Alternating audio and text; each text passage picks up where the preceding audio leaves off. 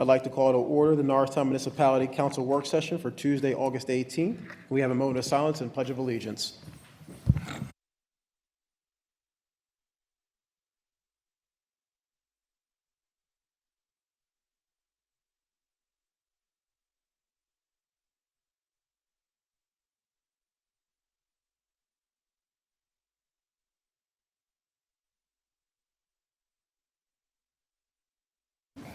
Madam Secretary, roll call, please. Natalie Colston. Here. Jasmine Griffin. Here. William McCoy. Here. David McMahon. Here. Nadira Robinson. Present. Dustin Queenan. Here. Rashad Bates. Here. Everyone is present. We had executive session tonight on personnel matters and negotiation.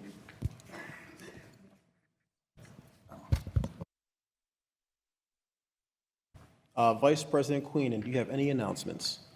George Washington Carver Center, August 30th. We'll have back-to-school haircuts and hairstyles from 12 to 3 p.m.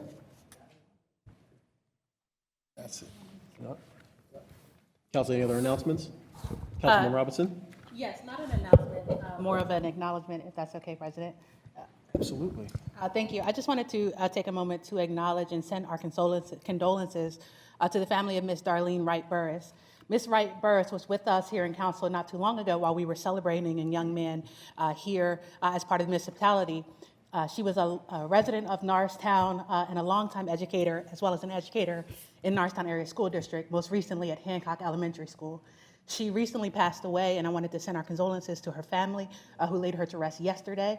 I had the privilege of my son being in her class, and many students have been impacted by her and the gift that she gave to this community. So again, I just wanted to send my condolences to that family, to all of the families that have been affected, and to the young ones who are preparing to go back to school, and parents like myself who have to prepare now for harder conversations as they begin to start this school year. So if you will, please keep them in your thoughts and prayers. And again, my condolences and well wishes to the family as they get through this time.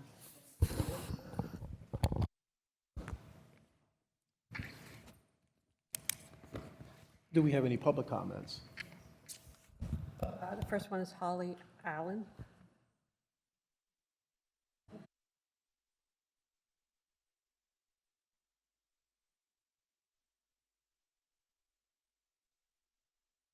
Stay right here, and then you can sit there.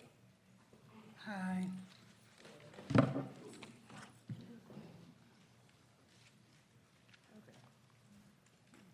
Everybody okay? Okay. Hi, my name is Holly Allen. I presently live at 1301 Powell Street, and we are the residents that live at Montgomery Park Senior Housing. And so we're here today to talk about our concerns and things that are going on at our facility. Okay, so I'll talk first, and then others will speak their piece, if that's okay. Okay, so I've been living at Montgomery Park for 4 years. And within the 4 years, my car has been towed 3 times from Jones Towing Company. The first time I got towed, they told me that I was in handicap parking, but the management didn't tell me I couldn't park there. I was moving in. So they told me, and I had to pay $225. Okay. The second time I was parked, and they told me that my tire was over the line. And so my car was towed again, once again, $225, and I had to pay that to get my car. The facility is located on, Ridge Pike. It's a place where you can't even find it. And so it's 2 places there, and you have to look really hard because they don't have a sign that's enlarged that lets you know that's the place. I got told for the 3rd time on August 11th. Their response was, I was told that my placard was improperly displayed. A lady on my floor came and ran around and said, Holly, they towing your car. I said, they can't be. So I went around to try to get down because I had problems with my legs. I was trying to get down there to stop them from taking my car for the 3rd time. They don't open until 10 a.m. I had to get an Uber. I had to borrow money to get my car for the third time. And I'm just disgusted with Gion's Towing Company. When I got my car, the lady asked for all my information, so I went in there. So when I was getting my car, she wouldn't let me go in the lot. So she drove my car all the way in the back, came around, and my placard and my handicap placard was on the front of my dashboard. I just don't understand. We are senior citizens. Praise God, I can walk and I can move, and I have resources that I can go to help me as far as getting my car and getting an Uber to get my car. I don't know what's going on. It's terrible. I was told by the manager, the regional manager. She had called me. I called her. She called me the second day. She didn't respond to my call. But this is what she said, and I'm gonna hurry up. They don't come during the day because they have things to do. So they come after hours, past 5, and that's when they go around to tow people's car. But they're focusing on us, the people that live there, all the seniors, and I don't think that's right. So I know I only have 3 months, and something needs to be done, and I just don't understand. And during the day when we come, we never see the towing company, Gion's Towing Company. They never come and tow cars that are going to the hospital. There's a hospital across the street. They always come and park, and they take our spaces during the day, but nothing is never done, and their cars aren't towed. But our cars, the residents that live there, are the cars that's being towed. So that's why I'm here today, and I hope and pray that we get something done with that.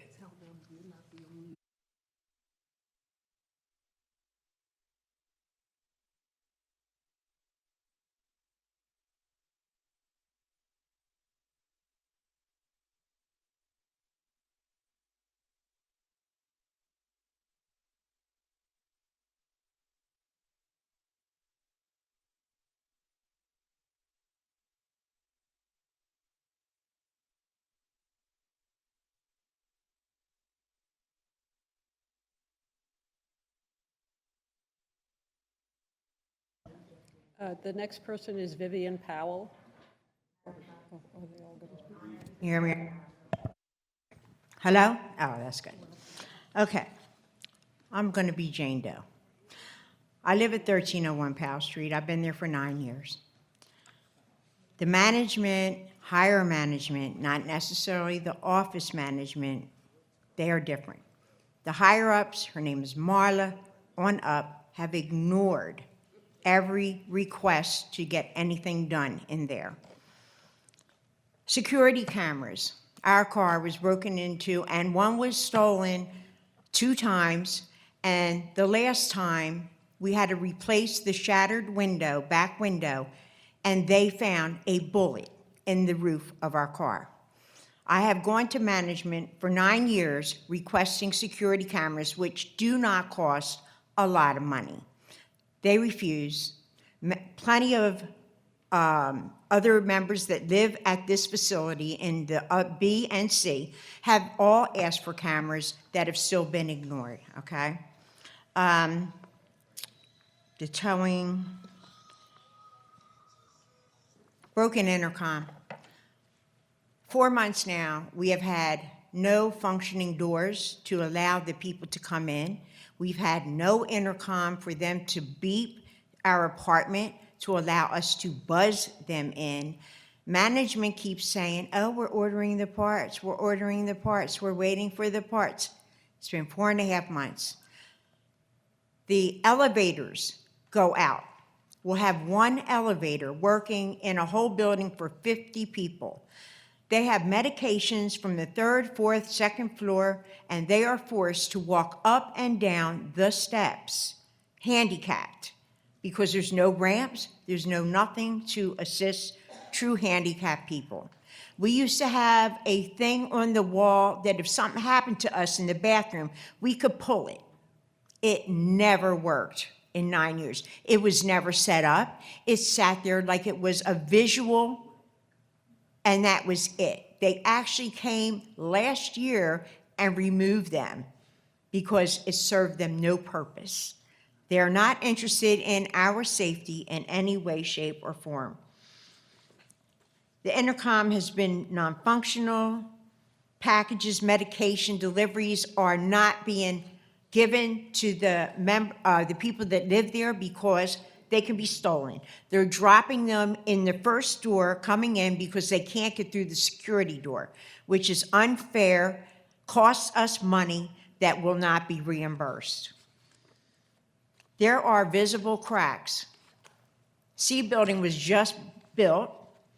It already has cracks from the ceiling to the top of the bedroom wood. There's probably 30 or 40 apartments up in there that have serious cracks in them that if it was brought to management, nothing has been done. C building should still be under warranty because that building has only been up maybe 6 or 7 months. They told us a long time ago that they have 1 year to fix whatever is wrong there. These cracks are in A, B, and C building that have been ignored.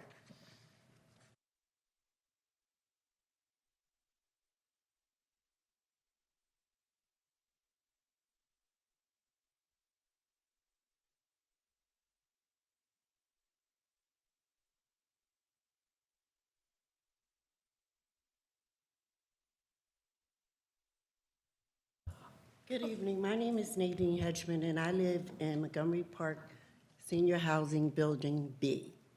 I agree with everyone, things that they stated, the drivers and their cars happening. I'm here for another reason, as well as that. I stand with my neighbors. Last year, Montgomery County Park Management, Ms. Donna Roth, who had came in March, she was the new office manager for Building B and C. We've had several meetings. On January the 8th, the meeting concerns was our front door in the B building, it's broke. It has been broke for over a year. Over a year. They said Stanley needed to get a part. Stanley was out in April. I have emails that I have sent to management, Ms. Beckett, CC Alderman, whoever the owner is. They do not respond. We have had meetings with the fire department, the Norristown Police Department before. We were supposed to do a fire drill. Y'all, those that were there at that meeting, that never transpired. I have literally pictures of people pulling the door and coming in. It is not safe. It's a law that we need to live in a safe environment. I am not safe at 69. I've been there for 5 years, but I've been dealing with aldermen since the A building. They said in this meeting, Ms. Beckett assured us last year that we were going to have cameras put in the B building outside because of the issues with the people cars being broken and stolen, and now the towing. They're towing, like they said. I go over to the drugstore and let them know about people picking up their medication that's parking so that my neighbors that drive can't park. The gentleman, he had to tell a lady this morning not to park there while she was going over to Jefferson Health. So what do?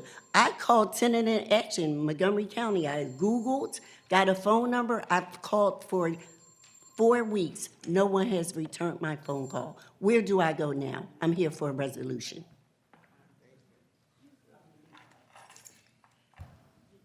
Mr. President. My name is Felicia. Hold on, before you start. Madam Clerk, do you have any of these names on your list?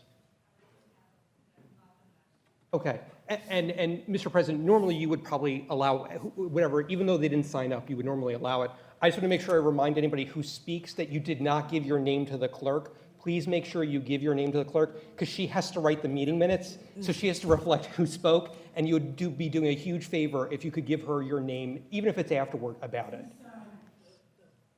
We signed a form back. No, I understand, but that's why I asked the clerk if she had everybody's names, and she said she didn't. So I just want to make sure for those who might have spoken that did not give the names, that you just know to do it. I'm not trying to stop you. I'm here to worry about procedural stuff, and so that's why I'm interjecting. I apologize, Mr. President, Madam Clerk. Ma'am, I apologize, It's but thank okay. you. It's okay. My name is Felicia, and I just moved there in December. And I witnessed one fire drill, and I didn't know what was going on.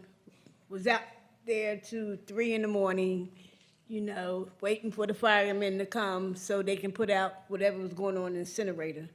Anyway, I was away. I left here July 28th. I came back August 3rd. The lights went out when I got home. I know I'm a senior, and I'm a young senior. I want you to know that. But anyway, I get home, August 3rd, my lights was out. And I said, what's going on? I know I paid the electric bill. Flick the lights. My daughter was so concerned, you can't stay here. This house stank. I don't know why this apartment smelled this way. Come to find out, the lights was out since Friday. They went out on Friday. They didn't come back on till late Saturday. All my food went bad. I went to management. Nothing can be done. So I went to the welfare office. They gave me a paper to go to the pantries to get free food if you want to eat, Miss Craig. And that's what I did. I went to the pantries because they can't do anything. I called Pico, and I'm waiting for them to get back to me. They said send them a letter, and I did, So I don't know. In the cracks, look, I'm not used to paying rent. I'm going to be honest with you. This first I haven't paid rent since 1986. I had somebody else paying it. But anyway, I pay $1,000. That's the bulk of my money. For a senior, $1,000, I'm going to keep coming, okay? Thank you. Good afternoon. My name is Linda Williams. I'm in Building C. My issue is people coming in my apartment. We have an exterminator. He'll knock on the door as he's coming in instead of waiting for you to say anything. This has happened to me several times. I'm missing credit cards, clothes. I went to management. I have a letter that I sent to her about that. Nothing was done. So I want to know, what is the procedure for safety in this building? Because it's ridiculous, and everybody that got up here told you the same thing. We need help. We can't do this by ourselves. And I shouldn't feel, if I'm paying rent every month, nervous about when I go out and come back what's missing. So we need some help. Like, no mark, maybe they would try to do a fireman situation where we can do it so we'll know where to go and who needs help, who can't come out themselves, their family. Some people in that building don't have nobody. And they need help. And, if you see one, hey, you need help, you want to go downstairs, wheelchair, none of that. They found a lady on my floor, passed away. It was smelling so bad. There was no air on the floor. And I don't know if any of y'all smelled dead before, but that's what it smelled like.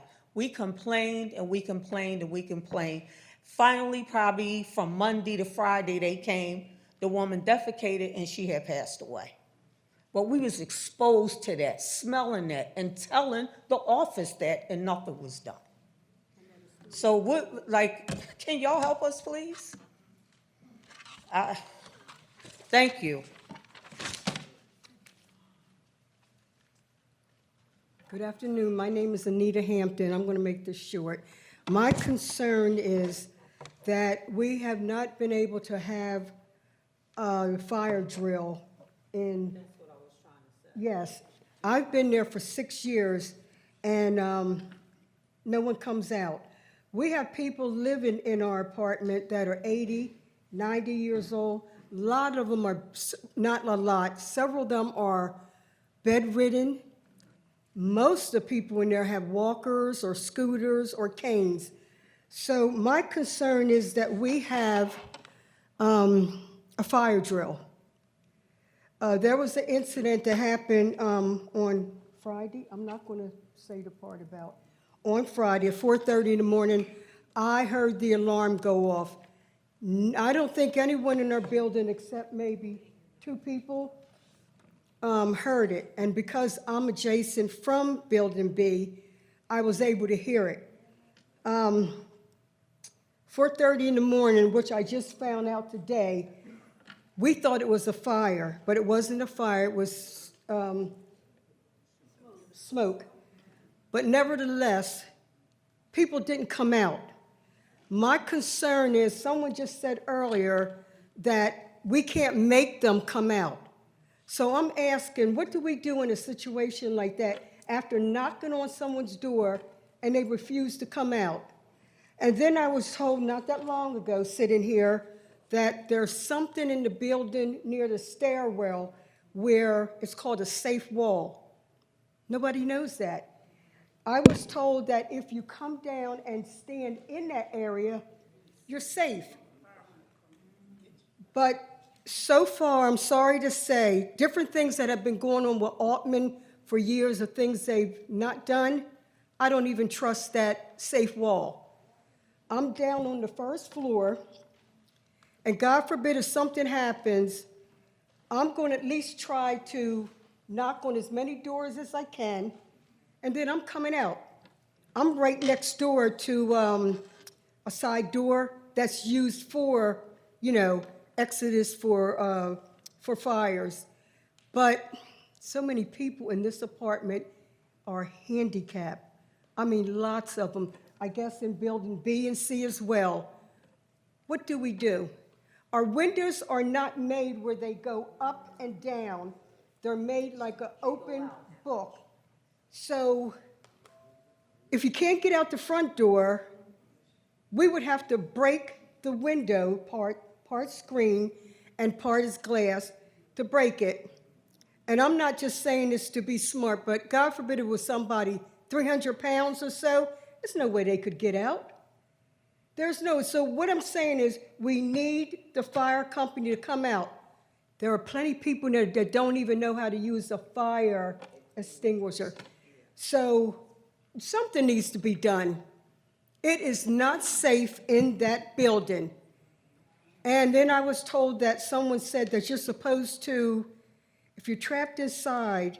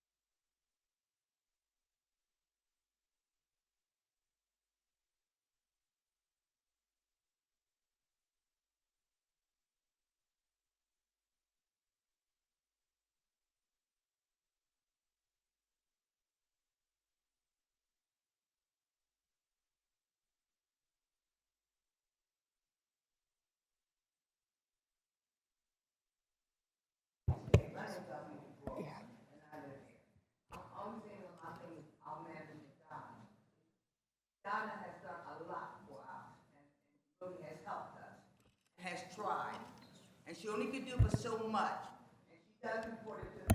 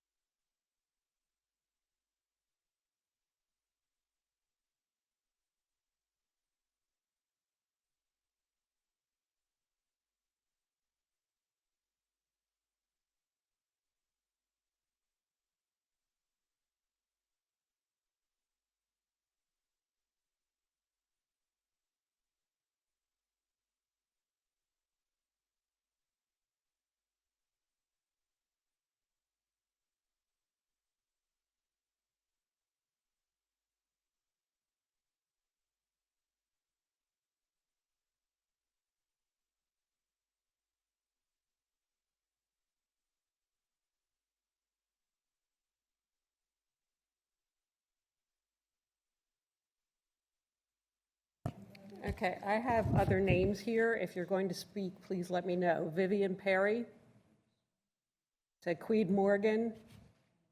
These are all people that are on Powell Street. Linda Williams already spoke.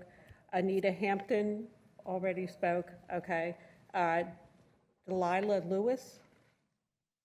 Were you going to speak or no? Jack. Okay.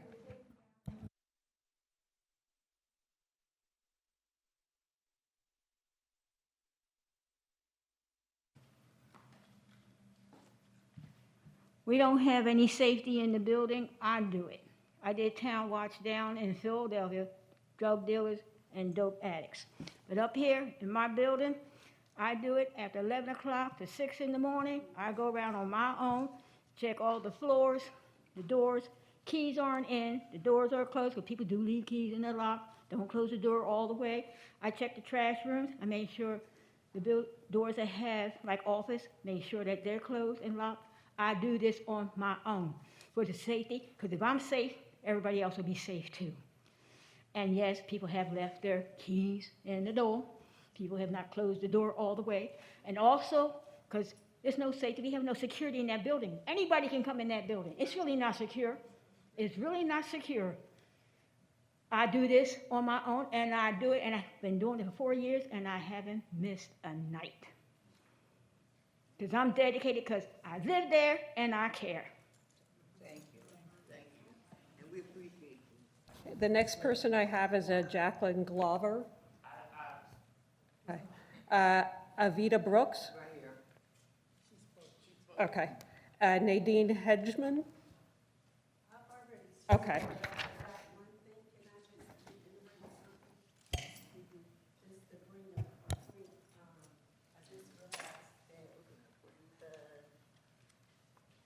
Two individuals that up here on this panel was at our meeting last.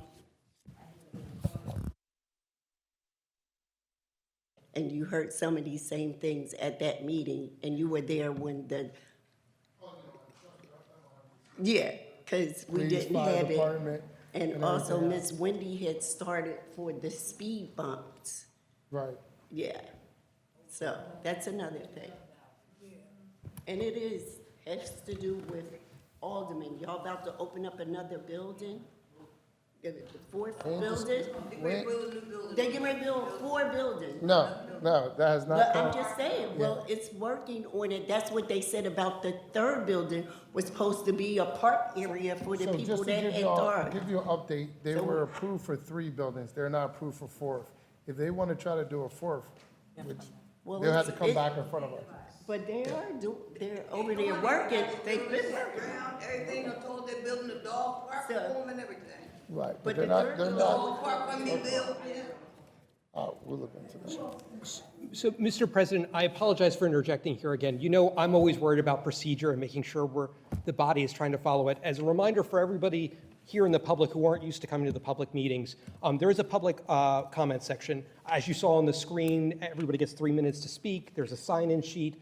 Typically, council, if you forgot to sign in, will usually be a little lax about that and allow you to speak. But it is important that you wait until your name is called by the clerk. That's why she has the sign-in sheet, so we follow that list, so we know we've checked off everybody. And this way, if you didn't get a chance, you'll have a chance at the end to try to speak. Additionally, because there are other business that needs to be conducted, we do need everybody to be limited to, you get 1 shot at your 3 minutes. And I'm not trying to be mean to council or to anybody in the public, but you can appreciate that there's a lot of other business that council needs to address. And so, please keep your comments to 3 minutes. Additionally, one last comment that I wouldn't normally make. As you'll probably see on the agenda, there's a public hearing tonight with regard to data centers and data center ordinances. If you signed up to give public comment with regard to data centers, I will not stop you. However, I would encourage you to hold that public comment off until the public hearing itself. During the public hearing, we have to accept public comment. That's why we have a stenographer here tonight. It would be probably more important to get your public comment about data centers on the stenographic record rather than on the regular meeting minutes record. So I'm not trying to discourage you from speaking, but rather I would encourage you to wait until the public hearing portion to provide your comment on that limited topic. So I'll stop there. Thanks. There's another, I think that is everyone that was from Powell. So the next person is a Dr. Channel.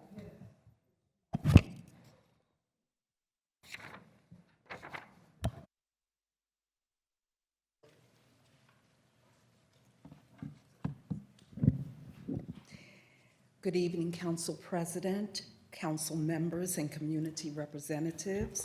My name is Dr. Channel, and I am here tonight as a senior advocate speaking on behalf of elderly and disabled residents in our community. I am not here to repeat the concerns the residents have shared tonight. I am here to speak to a deeper issue, the responsibility we all share to protect seniors, to honor their dignity, and to ensure they can live safely and peacefully in senior citizens' homes. Many seniors in our community are living with disabilities, limited mobility, chronic health conditions, and fixed incomes. They are doing the best they can to navigate life with strength and grace, but too often they are left to struggle alone. When systems fail, when communication breaks down, or when policies are unclear or inconsistently enforced, seniors pay the highest price. What they need and what they deserve is compassion, consistency, and accountability. They need leaders who will listen, landlords who will act, and a community that refuses to overlook the most vulnerable among us. Seniors should not have to fight for basic respect. They should not have to fear losing access to their homes, their transportation, their independence. They should not have to beg for safety, clarity, fairness. Doing the right thing is not complicated. It means responding quickly when seniors raise concerns. It means ensuring policies do not harm those with disabilities. It means treating every resident, regardless of age or ability, with dignity. I am asking the council to stand with our seniors, to ensure that their voices matter, to make sure that when they ask for help, they receive it, and to hold every housing provider in Norristown to a standard that reflects compassion, responsibility, and respect. Our seniors have spent their lives contributing to this community. Now it is our turn to protect them. Thank you for your time, your leadership, and your commitment to doing what is right.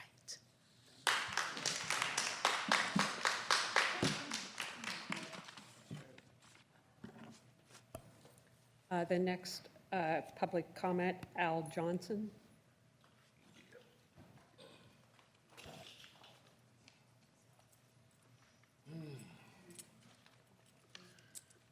Good evening, council. Two things I have here. First and foremost, who was the council rep for that area for the senior living? That's you, Dustin? Okay. Dave, I'm glad you attempted to get up there Monday at the meeting that we all had up there. I'm also a resident up there now. My main concern is not with Altman. It's throughout the borough.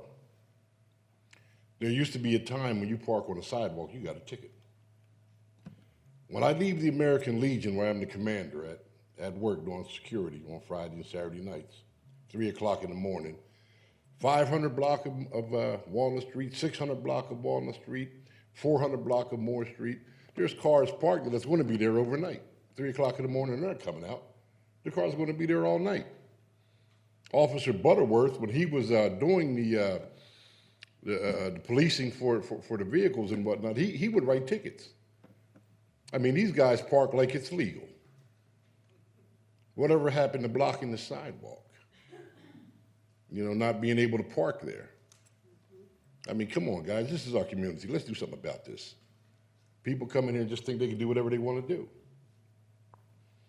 As far as Altman goes, I know some of you council members did not want to approve that when they first came here with that proposal. So, oh yeah, Dustin, I know. And now they want to build a fourth unit. There's no room to park. You know what I mean? I think you guys, as the voice of the constituency here in Norristown, should get off your butts and do something about it. That's all. And I've said my piece.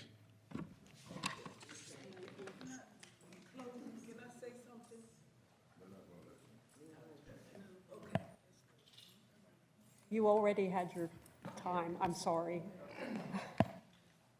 There's one last person, Sanita Griffin.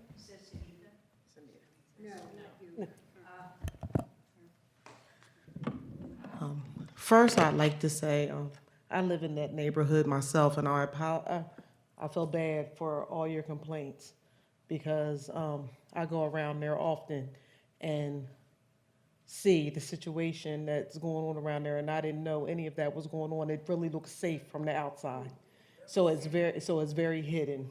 So I applaud you guys for coming down here and speaking up about it. But what I came here for is because there's a lot of conversations going on Facebook and in the community about Norristown. We get a lot of outside people that decided to move out of Norristown that give a lot of comments about Norristown. They really shouldn't because they left. But there's people in Norristown that still love Norristown, that live here and want to see the old Norristown that was there.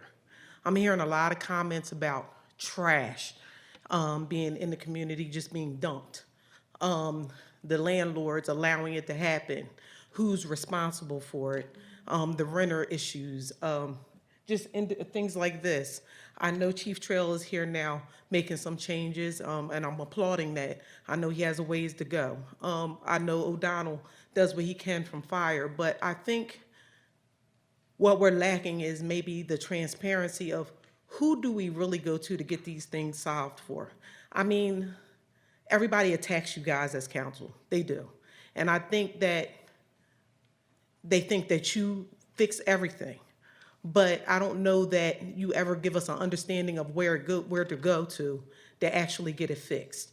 I see Will responds. I still see other people respond on Facebook, trying to give some kind of comfort to the community. The community doesn't like that kind of comfort, obviously, even though you try. I just think we need a little bit more transparency as far as direction as to where to come, because obviously there's individuals saying they come all the time and they're not getting any response or results. And Norristown is becoming trash, and the streets look horrible. And I've been here all my life. I've never seen it like this before. So I do think that there's something that needs to be done. What, I don't know. If you guys can give us some line of sight or answers, if we're making the wrong moves or going the wrong way, then that'd be great.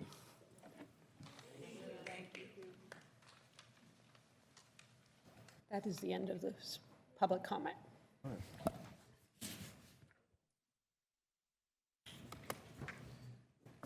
Council, do I have a motion to approve the minutes?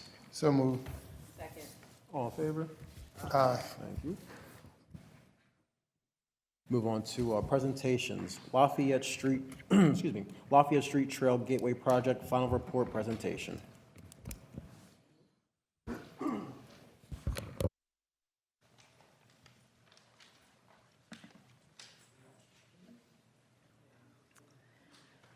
Are you going to pull up the presentation?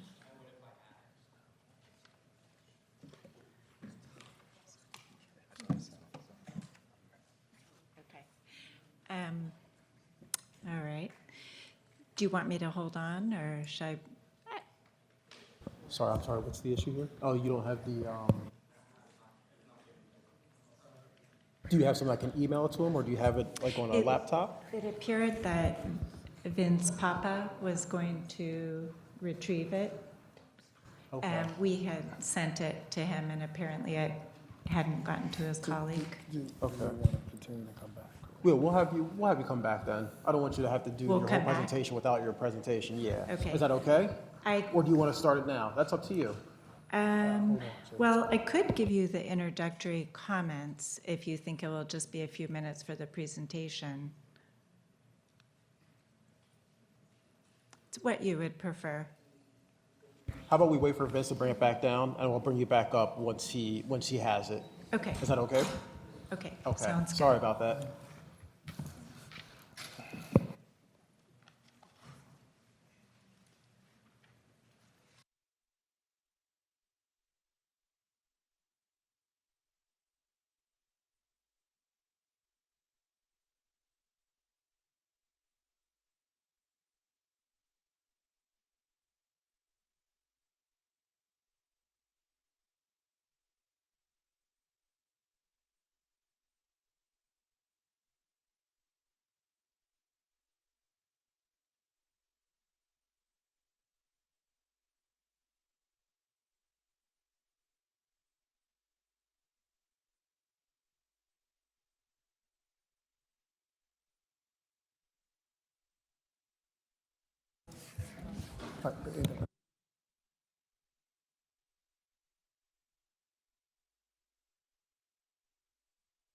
All right, we'll move along to Planning and Municipal Development.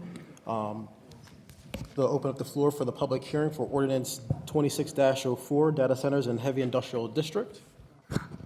Mr. President, before we move to the public hearing, I apologize. I was actually speaking with the administrator. I know there were some residents raising concerns with regard to a fourth building being constructed with regard to the Elon.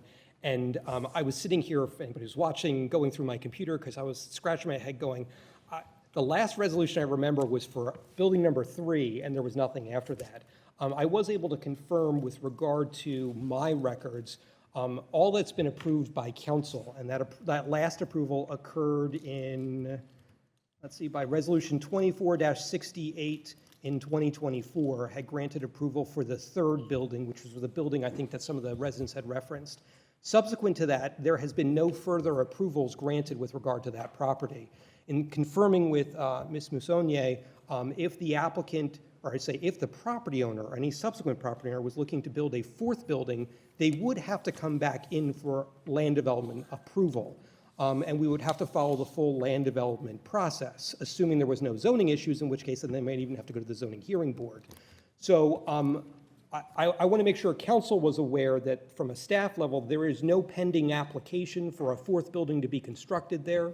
From a resident level, if you are hearing rumors that somebody's building something, you can say, hey, I was at a municipal building and I heard the solicitor say, you've not submitted an application. And if you're not sure about it, please feel free to email the administrator or the administrator's office, say, hey, has an application been submitted for that? And we will certainly provide you that information. Typically, if I remember correctly, properties are being subject to land development are posted, correct? Yes. So if there is a land development application, the property would be posted as well to make you aware that they are looking for approvals. Obviously, I would caution council to not speak anything with regard to if there is some sort of future application to be submitted. But I wanted to make sure you were aware of that there is no pending application for a 4th building. If anybody's telling you one's going to be built, I will tell you that the solicitor's office would say that is completely illegal. They cannot do that. Code should not be issuing any permits. That would not be permitted. So to the extent that we can help to offer at least some answers with some of the questions that were raised tonight, I thought I would at least do that since we had a few minutes until Mr. Papa has returned, which he has now returned, so maybe we can move back to the presentation. Thank you, Patrick, I appreciate it. Yep. All right, so now we have it up. Okay, so we'll go back to the Lafayette Street Trail, the Trail Gateway Project final report presentation. Wonderful. Thank you. Good evening, council members, staff, and members of the public here this evening. My name is Ellen Miramontes. I'm with the Montgomery County Planning Commission, where I work as an open space and trails planner. I'm here together with Bill Hartman, our Trails and Open Space Planning Manager, as well as our consultants for this project from SALT Design Group, Sarah Shu and Katrina Rogas. So we are here to present the final draft for the Lafayette Street Trail Gateway Master Plan. This master plan focuses on a linear space, which you see here in the photo, going straight up and down the image there. Right along the Schuylkill River Trail in Norristown, along Lafayette Street there. It's about a half-mile long. It goes from DeKalb to Ford. It represents about 4.5 acres of county-owned land. PICO has aerial and then surface easements across much of the property there. So just a little more background, the vision for this project was identified in the county's Trail Access Diversity and Awareness Study, which was done in 2020. This plan was completed to better understand and find solutions to challenges hindering the equitable use of county trails. In that plan, there were 3 study areas, one of which was the Schuylkill River Norristown study area. And within that section, there were several conceptual designs that were developed. Another project we're working on is the Hawes Avenue and Chain Street Trailhead Improvement Project. So that's one area. And then this was another area that got conceptual designs developed for it, looking at it as a gateway space, a space that could have park and trail amenities, make it more welcoming, a place for public art, areas for programming events, and also providing safe connections to the space. So after that study, we then pursued a regional trail program grant through DVRPC. We were successful in receiving that to undertake the master plan effort. We released an RFP, then brought on SALT Design Group just about a year ago. Kicked off the project at Norristown's National Night Out. Some of you may have seen us there, where we introduced the project and invited early input. What followed was extensive site analysis, a lot of community and stakeholder engagement work, focused interviews with your staff, with our own county departments, local organizations, held an open house luncheon. You all were invited to at the Holy Savior Club. Surveys, a presentation to your body last November. And then we also had a community event at the library this past January, inviting input on 2 alternatives that were developed and another survey following that. Lots of analysis, everything from site hydrology to sun, smell, noise conditions at the site. So all of this over the past year led us to where we are today, sharing with you the final draft for the master plan. And so now I'm going to hand it over to Katrina Rogas with SALT to take you through the master plan process and the resulting plans. Thank you very much. All right. Thanks, everyone. And I'm wondering, am I looking to you for slides? Okay, great. Perfect.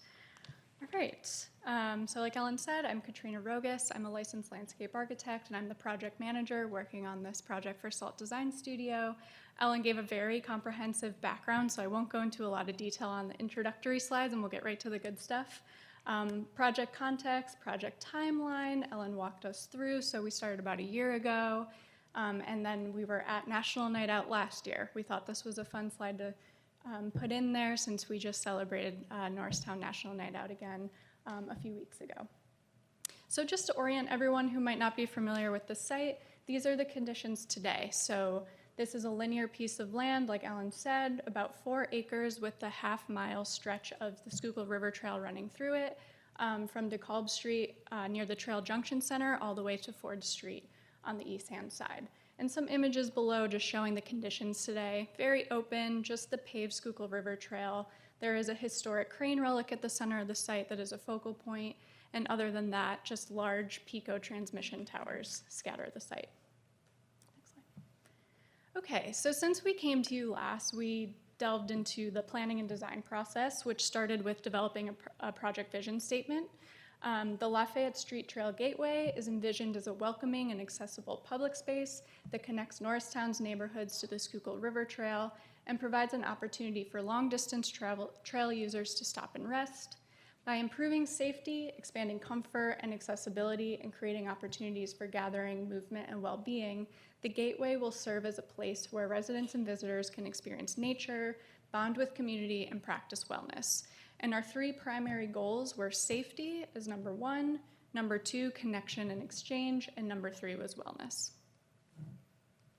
So our first study was looking at the trail alignment. Thinking about safety was at the forefront, so thinking about how pedestrians are interacting with cyclists on the Schuylkill River Trail. I won't go into it too much detail, but we did study how we could align new pedestrian trails with the existing Schuylkill River Trail across the site. Next slide, thanks. And then from there, we developed 2 distinct concepts. Again, I'm not going to go into a lot of detail to get to the final plan, but I just want to share that we came with 2 very distinct ideas for this site, and this is where we came back to the community to ask for preferences. So the first concept we titled the Lafayette Promenade. It was very much focused on providing this promenade space with destination and distinct gathering areas across the site. The idea was also to bring the trail together with pedestrians and cyclists and then split it apart as you move through the site. Go to the next slide for me. And then just some design inspiration that went along with Concept 1, the Lafayette Promenade, just to get a taste of what we could envision on the site with that concept. And then the second concept we developed was called River Rhythm. So this one was distinctly different, where we actually took the trails together and undulated them in a curvilinear pattern, winding next to each other the entire route of the linear site. And in this one, we also introduced a unique eco experience, playing with topography and different vegetation types, so people got this really interesting way to navigate the site and be in nature. And some design inspiration that went with that concept, just for an idea. And then at this point, we had a couple of surveys. I think when we came to you last in November, we just had the initial survey out where we were gathering initial ideas. After that, once we had the 2 concepts developed, we put a survey back out to the public, and we asked just for preferences. Do you like Concept 1? Do you like Concept 2? Do you have ideas about both that you'd like us to join together? From the public online survey, though we didn't get a lot of turnout for that one, there was a preference towards Concept 1 on that one. And we did do some stakeholder interviews, like Ellen mentioned. So just some images here from our open house luncheon that we had at the Holy Savior Club back in October, an interactive question and answer kind of interview process there. And then our stakeholder engagement went all the way to February. We were really engaging a lot with PICO at that point to really get their input on what the design could be on this site. And then our last larger public event was, like Ellen said, at the Norristown Public Library back in January. It was a very cold day, but we did get some brave souls that came out and met with us. We had both concepts there in person, and we were able to engage and get people to vote. We had a little voting booth, and you could tell us which concept you like, and we got a lot of important feedback that evening as well.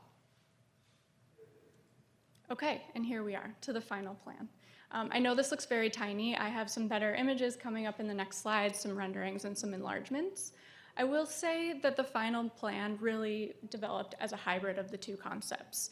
We heard a lot of feedback that folks really wanted this to be a destination for Norristown, for this to be somewhere where people could come out, there could be programming, or they could just come out with a friend, walk the trail, bike the trail, and hang out.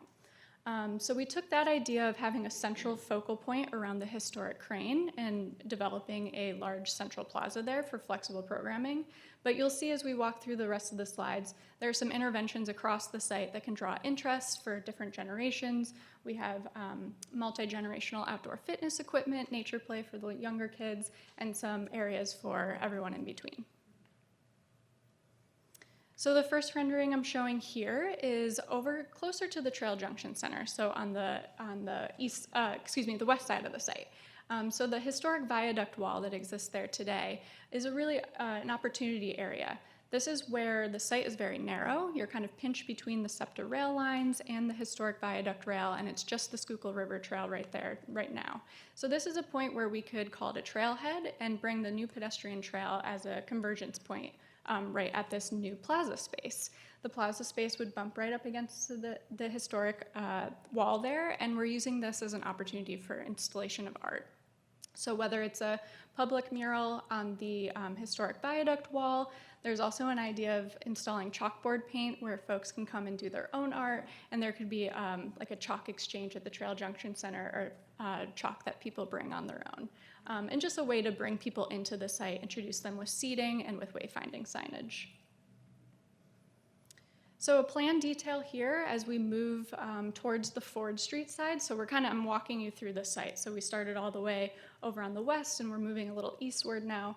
So this area of the site is where we introduce a little bit of nature play. So this focal point in the center is a new area where we can have natural elements like boulders, stumps, logs, things like that, gentle topography for kids to really challenge themselves physically and make up their own play games. The reason why we're introducing this type of play is because the site is situated in the floodplain, both the 500-year and the 100-year. We can't actually do active recreation in this site. There's some restrictions in zoning. So by introducing nature play, it's kind of a loophole in where we can still have natural play elements, but it's not major play equipment or a destination playground per se. There's also the idea of the lawn with rolling topography that's closer to the East Lafayette Street side. That will help buffer some of the noise and just the traffic that goes by at a high pace over there, and introducing some native vegetation as well to help buffer the site from the street. Okay, now moving into the central area. So this is kind of that destination point that I was talking about that came from Concept 1. So right in the center of the image here is that historic crane relic, and we're proposing to build up tiered seating around it. And then around that, a central gathering point that has some plant beds integrated into it, shade structures, seating, and this can really be used for all sorts of programming. We've sized it so tents could be popped up if there were a larger event. There's also platforms there if there's a smaller event or a small performance happening with live music per se, that can be utilized for something like that. And then the interesting intervention here is there's a pull-off area for parking right on this part of East Lafayette Street. And with that, it's a perfect area for pop-up food trucks or markets. If there's a small farmer's market, something like that wants to pop up, it's that kind of colorful painted area right on the street. And then we've introduced this terraced seating steps that bring you down to that area from the central plaza. If you go to the next page, this shows a nice image of it. So here's a perspective rendering of how that could turn out. So you can see the historic crane relic in the background there with the seating built up around it, our plant beds scattered into the central plaza, and then that terrace seating that brings you right down to East Lafayette Street. And those seating steps would really provide a nice opportunity too if you're hopping on the trail, want to stop, talk with a friend, or take a rest before or after you're cycling. That's a perfect spot to do it as well. And then I believe this is the last enlargement. So again, we're moving a little bit further to the east towards Ford Street, and a couple of other interventions proposed down on this part of the site. On the bottom, kind of towards the left, is a new fitness area. So introducing some very kind of low impact outdoor fitness equipment. It's all calisthenics style. If you want to hop off the trail and do a little workout, or if you're taking a walk, there's an area for you to get some other fitness and other physical activity in along your way. And then the idea here at the Franklin Street intersection is where we're really trying to amp up, and this is at every intersection, but this is a perfect example of what we're trying to do, is introduce pedestrian safety across East Lafayette Street. It's high-speed vehicles, we know that, we know people zip down, and really making sure that they know that there's crosswalks there, raised speed tables, painted murals, and once folks get across the street into the site, there's a nice plaza space to welcome you with seating, some public art, and some wayfinding signage. And just some materials and character that we're proposing to go along with the final plan. So again, that gentle rolling topography, some of the tiered seating and the shade structures, an idea of what the chalk wall could look like on the viaduct wall, and then over on the right, some of the materiality that we're proposing, really giving a nod to the industrial heritage of not only Norristown, but this site in particular where the rail lines used to be and still are just adjacent to. And then there's a lot of small text on here, and I don't expect everyone to read it, but high level, we did provide a rough order of magnitude cost estimate. It's our opinion of probable construction costs that go along with the entire project. And also in this, I thought it was important for the council today to see what we've developed in terms of a funding strategy, thinking about where we could get funds to develop this project over time. So we've included information about state grants that are available, federal grants that are available, and our philanthropic foundation partnerships, and even sponsorships and community partnerships that can help implement small pieces over time that can all contribute to the larger sum to make it all happen. And I believe this is my last slide. In tandem with the cost estimate, we did come up with a phasing strategy. So if there is, it's just not in the budget, we can't get all the grant money, what does it look like if we phase this project over time instead of doing it all at once? And so what we've proposed here is a 3-phase strategy. And instead of looking at this site section by section, what we thought about is if we can introduce interventions that layer upon each other over time, so then that way there's always improvements coming as this project gets developed. So phase 1 would include grading, all the stormwater management, the pedestrian safety at Lafayette Street, and all of the trail work, the pedestrian trails. The phase 2 would include implementing the large plaza spaces, all of the planting, the tiered seating around that central plaza space. And then the final phase would be all the fun extras, the nature play, the seating, the shade structures, the branding, the wayfinding signage, and the public art. I know I went very fast, so thank you. I appreciate everyone's time. I'd love to open it up if anyone has comment or question on the council, and I don't know if the public gets an opportunity to ask as well. Thank you. Council, do you have any comments or questions? No? I do have a question here. So I saw with the crosswalk, great idea, having bright colors. Was there any consideration of like the yellow flashing lights? Yes. Okay, I don't know if you said that, okay.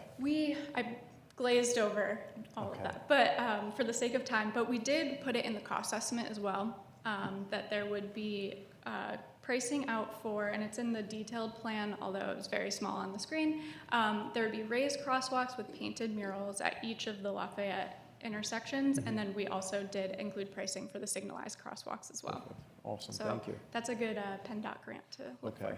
for. Well, thank you for your presentation. Yeah. Thank you.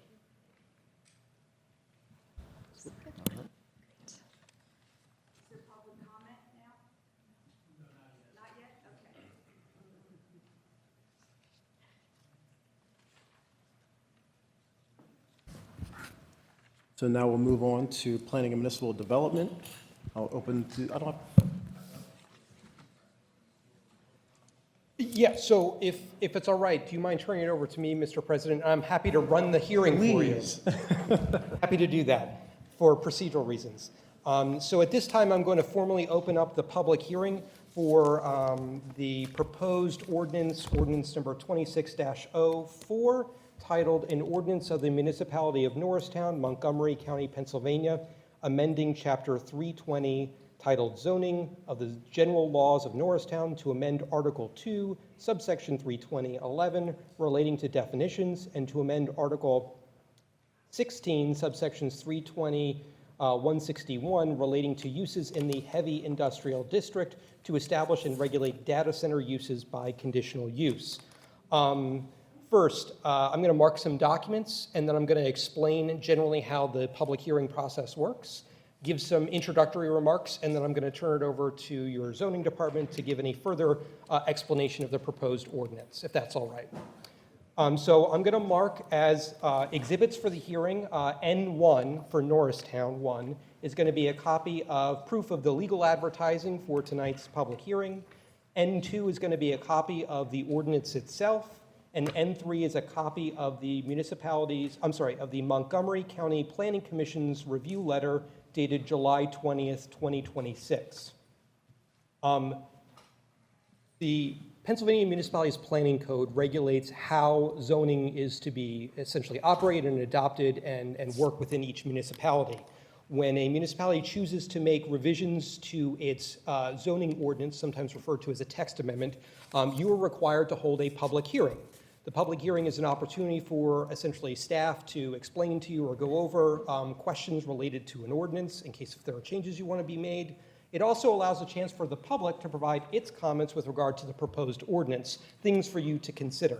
So generally speaking for these public hearings, because we have a stenographic record that we keep, for it. I always suggest that the process be, let me mark documents, which I've done, let me give a quick explanation, let the staff give an explanation of what it is, open it up to council for any questions that they may have or any comments they may have, and then after that is done, then it open it up to the public for any comments that they may have.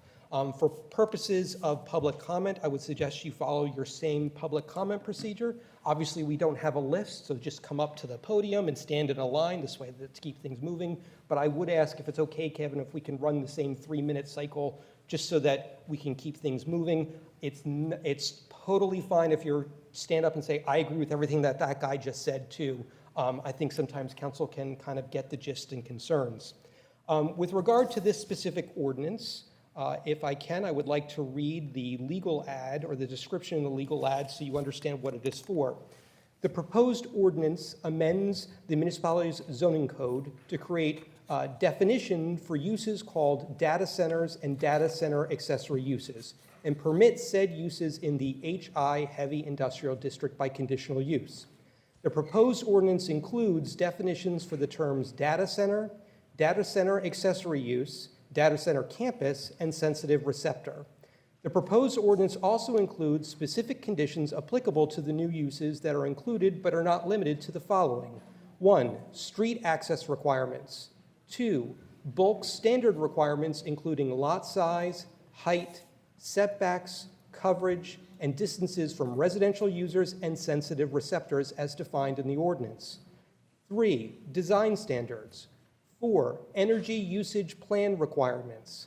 5, energy generation system and backup power usage requirements and limitations. 6, water usage requirements and restrictions. 7, thermal impact mitigation plan requirements. 8, noise restrictions and noise study requirements. 9, air pollution and plume study requirements.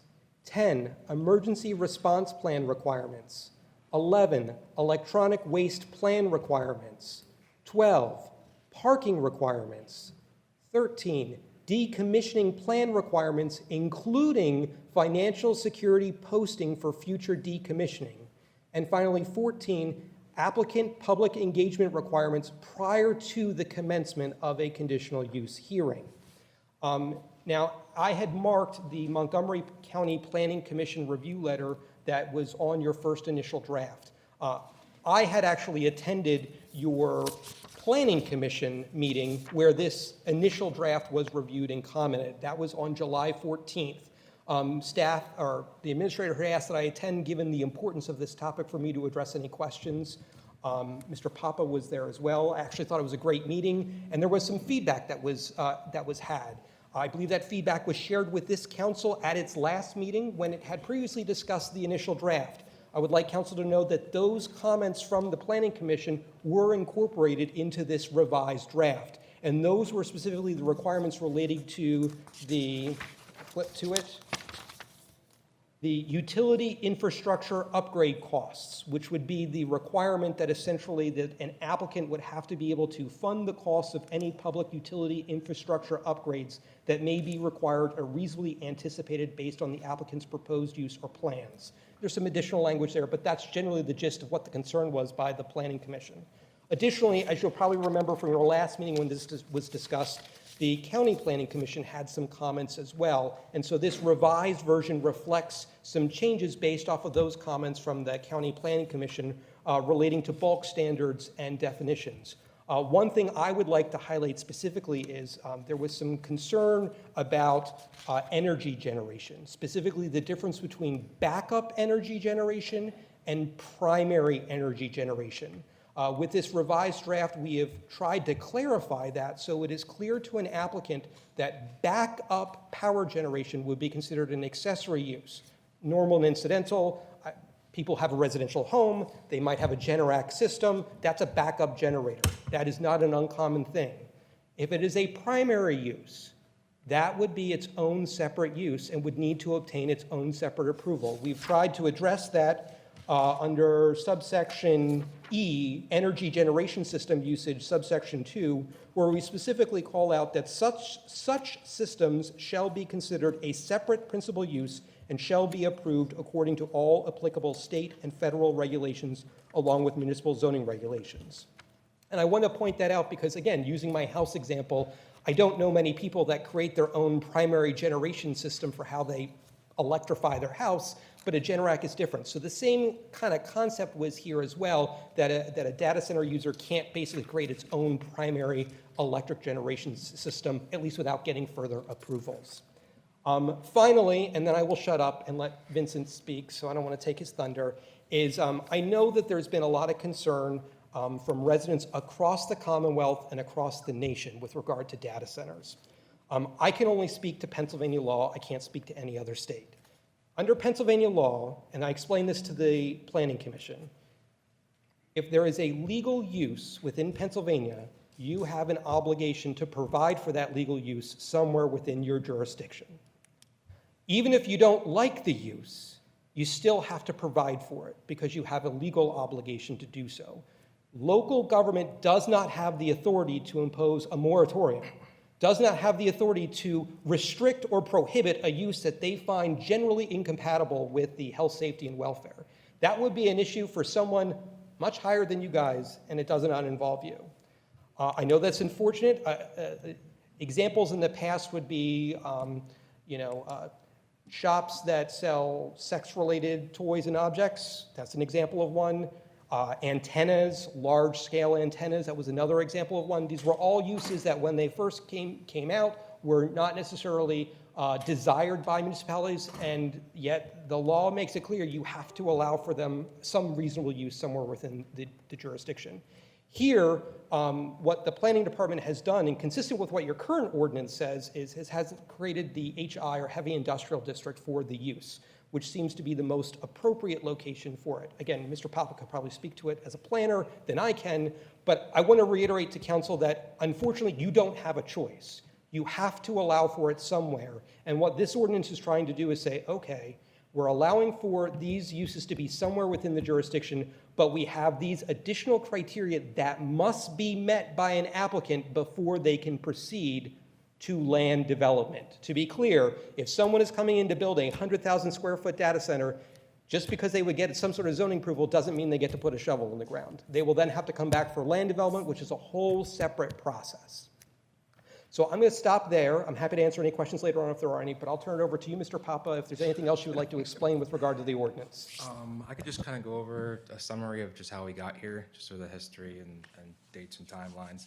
On May 25th of this year, council authorized advertisement of the proposed ordinance. We advertised that to be heard at the July 21st public hearing.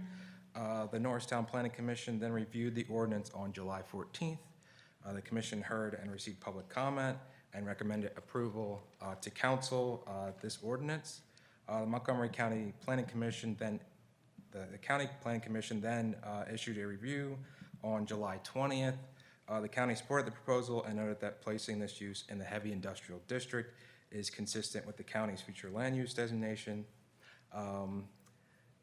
So for Ordinance 2604, it identifies where the use may be considered, gives council conditional use oversight, and requires detailed review of site design, infrastructure, environmental effects, public safety, and eventually decommissioning. This ordinance does not approve any particular data center project. It creates the zoning framework that would apply if an applicant proposes one in the future. Under the ordinance, the data center and data center accessory uses would be permitted only in the heavy industrial, as Patrick pointed out, and by conditional use approved by municipal council. So with that overview, I'll turn it over to public comment. Council wants to first start. If you have any questions or Yes. any comments or statements you want to make, that might be the first place to best to start. Council, any questions, comments? Nope. Public comment now? Yep. So if there's no comments or questions by council, then it would be great to just open up to the floor for any public comment. If they want to, like I said, come up to the podium. Feel free to line up. Again, if you could, please state your name and address for the record, and then Kevin will start the timer. To the extent you can keep to 3 minutes, that would be great. Thank you so much. Thank you. Good evening, council. Nice to see everyone. Amber Queen, Norristown resident. Queen, Queen. Thank you. So I just wanted to come tonight to urge you once again to approve the updated data center ordinance 26-04. It is vital that our council and our municipality remain proactive in enacting measures that protect every resident of Norristown, both today and for future generations to come. While not everything is within your control, tonight gives the 7 of you a clear opportunity to make a lasting positive impact and set a gold standard for surrounding communities facing the same decisions. I was going to talk about how it is illegal to ban them, but Patrick already touched on that, so I'll move on. Ordinance 26-04 is a balanced, comprehensive safeguard. It protects our environment, our infrastructure, our local economy, and ensures we are covered if and when market conditions change, aka the AI bubble bursts, which I think we all know is going to happen. So this is a forward-thinking policy that all of Norristown can stand behind and be proud of. Just want to say thank you for your leadership and consideration on this matter, and I look forward to hearing a unanimous yes tonight. Thank you very much.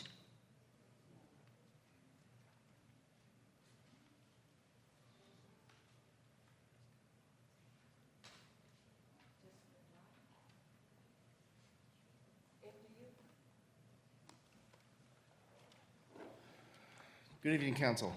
My name is Caden Beagle, K-A-D-E-N-B-E-E-G-L-E. I already spoke previously in a previous hearing on the approval regarding this ordinance putting in place to clearly define data centers and how to handle them to protect the community of Norristown and its surrounding areas. I just wanted to reiterate my support for putting forward this ordinance. It's very comprehensive and well-defined within the structure and the wording of it to ensure that we are protecting ourselves both now and in the future from a data center coming in and just causing all sorts of havoc for our community. Thank you.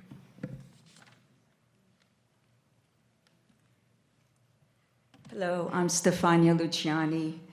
I grew up in Norristown. I walked the trails. I walked Lafayette Street, Erie Street, Walnut Street over 10,000 times. I'm an artist, and I grew up giving my best to the community. I started First Fridays Arts and Sciences right before COVID hit, and with the presentation that took place this evening with the Lafayette Trail, that doesn't impress me at all. It has no color. There's no attraction at all with any of the buildings in that Excuse me. area. I apologize to cut you Yeah. off. This public hearing is for the data center only, not for the Lafayette Street. There was no public comment. For Okay, that well, part. I'll Yeah. comment on that too. Okay, sorry. Okay, so when is there going to be a % for art? If there's going to be something of a new economy coming into Norristown, it doesn't have to be a data center. It could be an arts economy. And any new buildings or structures or businesses coming into Norristown has to give money for art and public art to be put in place that involves the artists with the community and makes it attractive. What's the use to have a data center if the people in Norristown are not going to benefit from it? And it's just corporate, international, greedy industrialists and that want to feed on our people, everyday people. It invades privacy. There's no restrictions on privacy anymore. Cameras all over the place. Everybody knows my face just by driving around. The amount of spam that I get, where is the money going for cybersecurity? What if our infrastructure is attacked? Where in Congress, where are our representatives getting money to protect us. We are being attacked by countries from all over the world. They know, they see openings, Thank you, ma'am. Thank you. Does anybody else have any comments with regard to the draft ordinance, the data center ordinance? And again, please feel free to form a line. It would be helpful so we don't have to wait. Thank you so much, sir. Hi, my name is Paul Sutherland, Paulsutherland. I hope it's okay for me to speak. I'm from West I live in West Norriton, but I'm less than a mile away from Norristown. I've been attending the meetings in Plymouth Township and the other side of the Schuylkill as well, where a developer named Brian O'Neill has been trying to force his way into an incredibly large campus of data centers, I'm very new to this whole process. It's been eye-opening, the sort of arrogance that a developer has had towards the process, the disrespect that people are able to portray towards their neighbors in order to get something to give them a lot of money. And that's essentially what this is all about. This is why people are building data centers, is to obtain large amounts of wealth, even more than they had already. And so I'm really grateful to see this ordinance written, developed. There are areas in which I would like it to be a little stronger. I hope that there is room to review and add, for instance, that that a data center may not use fossil fuels. I think that would be a really good strength to add on top of this. But I've been reviewing it just now. I'm very grateful for this proactive step, and I really encourage you to approve this. Thank you.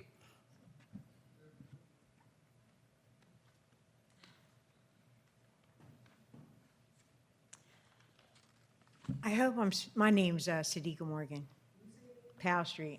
Huh? Sadiqa, SADIQAHMORGAN. Is this about the IT? I want to make sure I'm speaking about the right thing, right? About the data centers? The ordinance for the IT? Yes. Or data center? Yep, you're correct. Okay. This is only my thought, but I know that there's a lot of minorities that are definitely going to agree with me.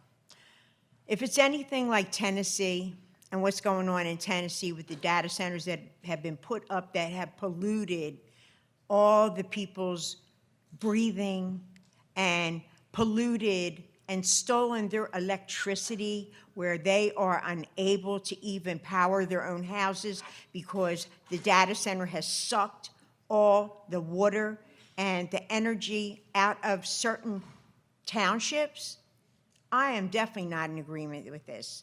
Not only that, but I feel that it's stealing jobs, like it's already stealing across the whole United States right now. It's taking employment. It's making people poor. It's putting people on unemployment. Where is unemployment going to get the money from when there's hundreds of thousands of people that are going to lose their jobs due to data centers? Another thing is, where's the training coming from in Norristown, where they are trying to take people off the streets, where we are worthy of being fought for, and it seems like Norristown is not fighting for any minorities because no public housing has been created in Montgomery County since 1970. No housing for minorities. Everything seems to be wanting to do this and build that. So unfair to the people that have given blood, sweat, and tears in this county, paid taxes consistently, worked hard in this neighborhood, faithfully. It's unfair to put something like that here, even if it's in a proximity of people where it's going to suck everything dry. And yeah, you may not think about it 10 years from now, but they're going to end up taking over everything in Norristown because that's what they do. They don't care about people.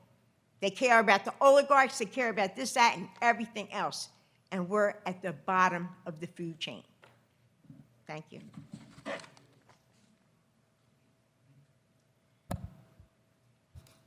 Seeing no other public comments. Oh, sorry. Thank you again. My name is Nadine Hedgeman, and I just want to say, I'm Hedgeman, Hedgeman. No, because you said hold on. That's why I looked at you. Thank you. I just want to say I'm standing here. I came tonight. We had a fire in our building, and I'm under an asthmatic attack. I am an asthmatic person with very severe lung scar. That's no. I say no.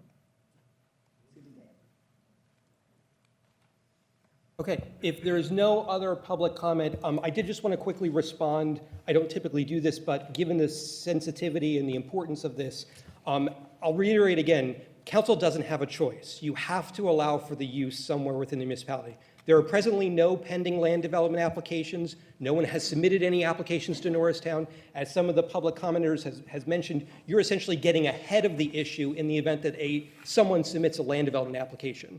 Should you adopt this ordinance tonight, then that would mean that if an application is submitted, they would then be subject to the requirements in here, which are all the 14 different categories that I had mentioned.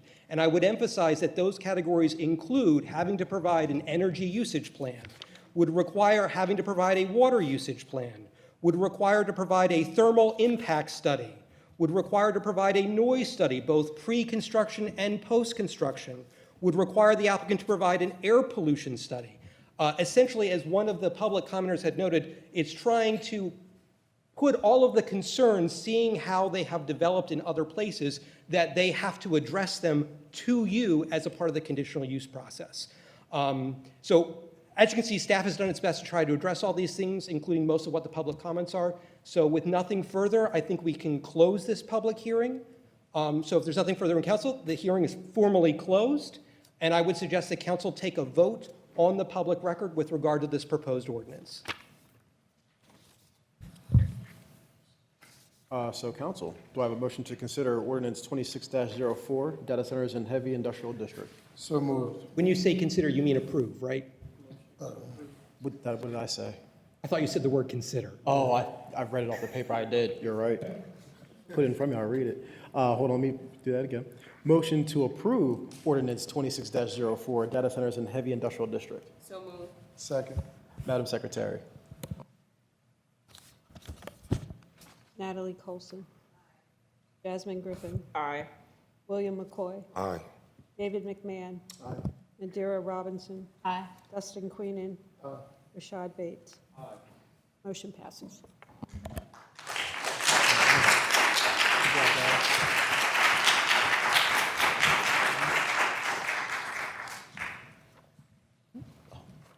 Moving on to request authorization to advertise ordinance 26-05 for the chicken and rooster zoning amendment. Thank you, Mr. President. Good evening, council.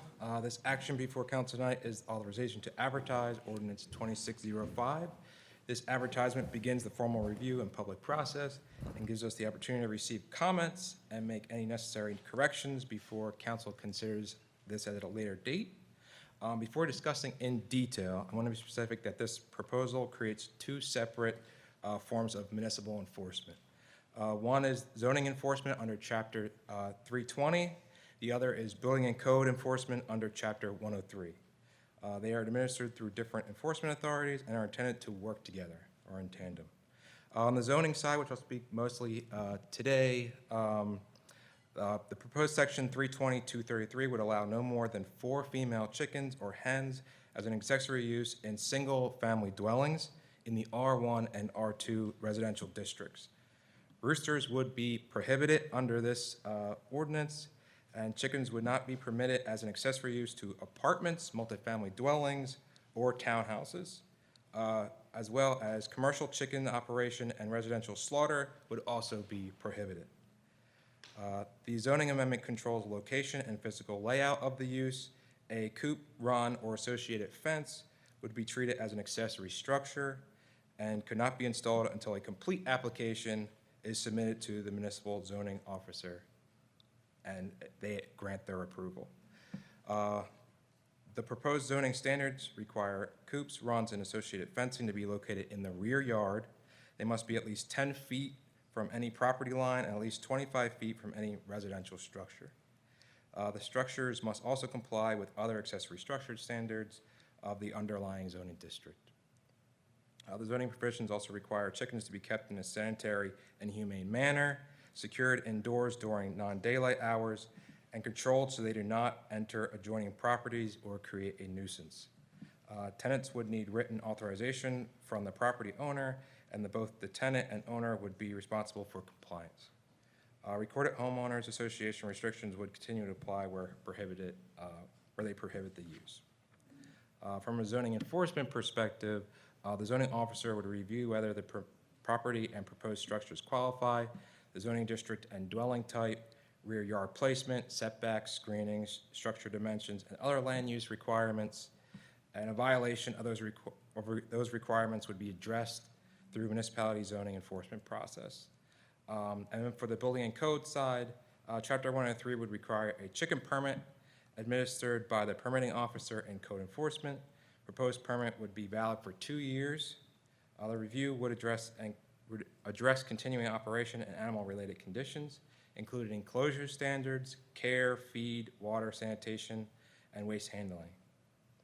Code enforcement would have the authority to inspect, respond to complaints, issue notices of violation, and when warranted, deny, suspend, or revoke a chicken permit. The proposed ordinance is intended to create an enforceable structure, and as this issue is something that we deal with frequently and has gone unresolved, basically anyone that comes through for an issue like this, for a public nuisance, we kind of basically have to give them an unsatisfactory, answer in return. This would help fix that sort of breakdown. And with that, we are asking council to authorize advertisement of Ordinance 2605. Is there any questions from council? Council, any questions or comments? I have a question. All right, Councilman McCoy. Yeah, so what would happen with the constituents that already have roosters? Like what would happen to those roosters? From my understanding, and you can chime in, Patrick, they would be grandfathered in at this point? Yeah. It would depend. It would depend on the specific factual circumstances. The difficulty is when there's a reference to grandfathering. It's this idea that if you adopt a zoning ordinance or afterward, anybody who had previously operated in that way may be entitled to certain pre-existing nonconformities. However, the burden is sometimes on the property owner to prove the pre-existing nonconformity. It is not on the burden for the municipality to disprove it, meaning that it can happen where you, for example, let's say have an illegal conversion of a property. That is not a legal rightful use if the municipality was not aware of it. So it would really depend on the factual circumstance from a zoning perspective as to whether or not a property owner who has chickens or any other livestock would or would not be grandfathered in. We'd have to look at it from an individual case-by-case basis. Definitely. And the reason why I asked that question or proposed that question in specific is simply because I lived on Corson Street for the last 3 years and have been bothered by a rooster for 3 years consecutively. Mm-hmm. And it's problematic. In addition to that, how would we tell if someone just purchased a rooster after, if the ordinance does pass, how could we even tell that it was a recent purchase or one that already has been purchased? Again, if I can help out here. So let's say a hypothetical situation is the municipality is notified of a property owner who has a rooster. And this would say after this ordinance is eventually adopted. The zoning office would issue that individual a notice of violation. The notice of violation would give them essentially 30 days to file an appeal to the zoning hearing board. Should they file an appeal to the zoning hearing board, the municipality would then present its case, which would simply be, do you have a rooster at your property? The answer would be yes. And that's when it would go to the property owner to have to prove, the property owner has the burden to prove when that rooster started occupying the property, the circumstances related to it. That's why I go from it really comes down to a case-by-case basis as to whether or not it would or wouldn't be grandfathered. Additionally, I want to note that in this draft ordinance, it's not only coming at it from a zoning regulation perspective, there's also a code enforcement perspective. So even if necessarily zoning would permit it, it is reasonable to say that this creates a public safety, health, and welfare situation, particularly with roosters. It's a very noisy animal, typically in a very dense urban area. That is a problem from a health and safety issue. So theoretically, it could be you might be permitted by zoning, but that still doesn't alleviate your burden of having to comply with its other code requirements, so you still might have to address that issue. Does that help, Mr. McCoy? Definitely, definitely. Okay. Thank you.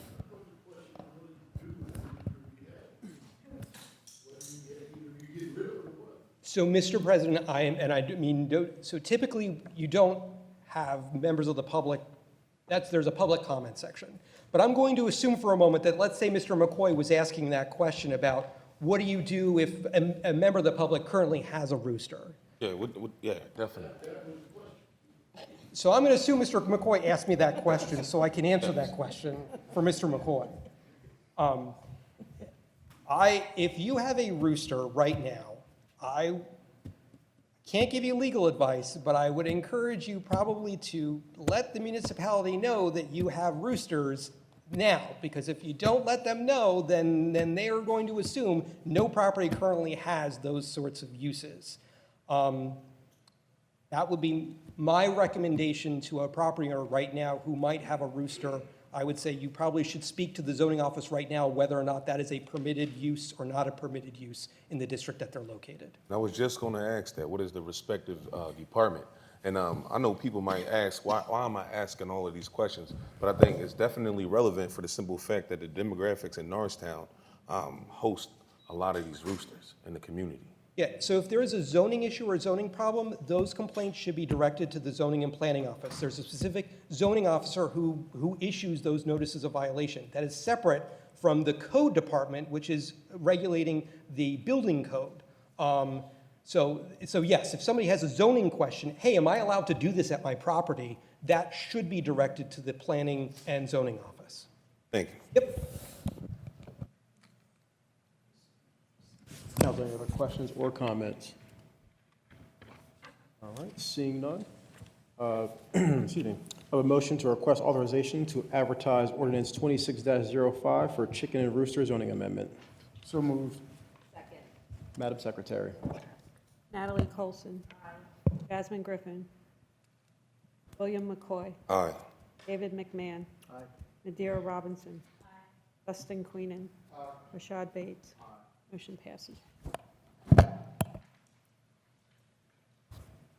All right, moving along to presentation for 600 East Fornance Development and request authorization to prepare an ordinance for a proposed zoning text amendment to the R2 Residence District. Thank you, Mr. President, Council. I'll call up Sarah Peck of Progressive New Homes, LLC, who is proposing a 48-unit townhouse and multiplex development at 600 East Fornance Street. Just a little background on this property. It went through prelim land development approval back in 2019 for a dollar store that was denied. It then had a new proposal back in May of 2021 for construction of 21 townhomes that came back through the land development process and was approved back in 2023. Those developers have not moved on that project since that time, and since that time, Sarah from Progressive New Homes has been in contact with them, and she can explain sort of that part of things, but I'll turn it over to her to go over that. She's also proposing a text amendment for the R2 district. She'll be able to discuss that in further detail, and you will have a chance to ask questions on this, as well as you can gather feedback from you if you have any questions regarding the proposal of the townhomes and whether we would move forward with that text amendment. Thank you. Am I going to just give you the nod? Okay. Hi, everybody. I'm Sarah Peck. Thank you for squeezing me in this evening. I really appreciate your time. Vince pretty much covered it all, but just as some background, my company is Progressive New Homes. I specialize in new home for sale developments that are within walking distance of town centers and transit and retail and other amenities, and basically the inner ring suburbs. And I've done 4 projects in Norristown successfully, most recently concluding Arbor Place, which is on the ball fields part of the old Kennedy Kenrick High School. Pleased to tell you that we are 89 units sold out of 90 in less than 2 years, evidencing the demand for homes at that site and in Norristown. I heard over and over again from people who bought there, I've been looking for 2 years. I have not been able to find anything in my price range. This is the first time I found something that met that checked off all the boxes. And I realized that what Norristown had here was just something extremely special. And these are all people who wouldn't have bought in Norristown otherwise. We have 15 Norristonians who bought. We have 75% first-time homebuyers who bought. We have a number of out-of-state people who've now come to Norristown. We have people who are out of the county from Pennsylvania. We have 5 nurses, 9 teachers, 2 hairdressers, a truck driver, a guy who collects dinosaur fossils and sells them, which is an interesting profession. All kinds of interesting people. They have in common good credit, steady employment, desire to own a home. It's a passion and it's the American dream. And I was, very happy to see that all come to fruition.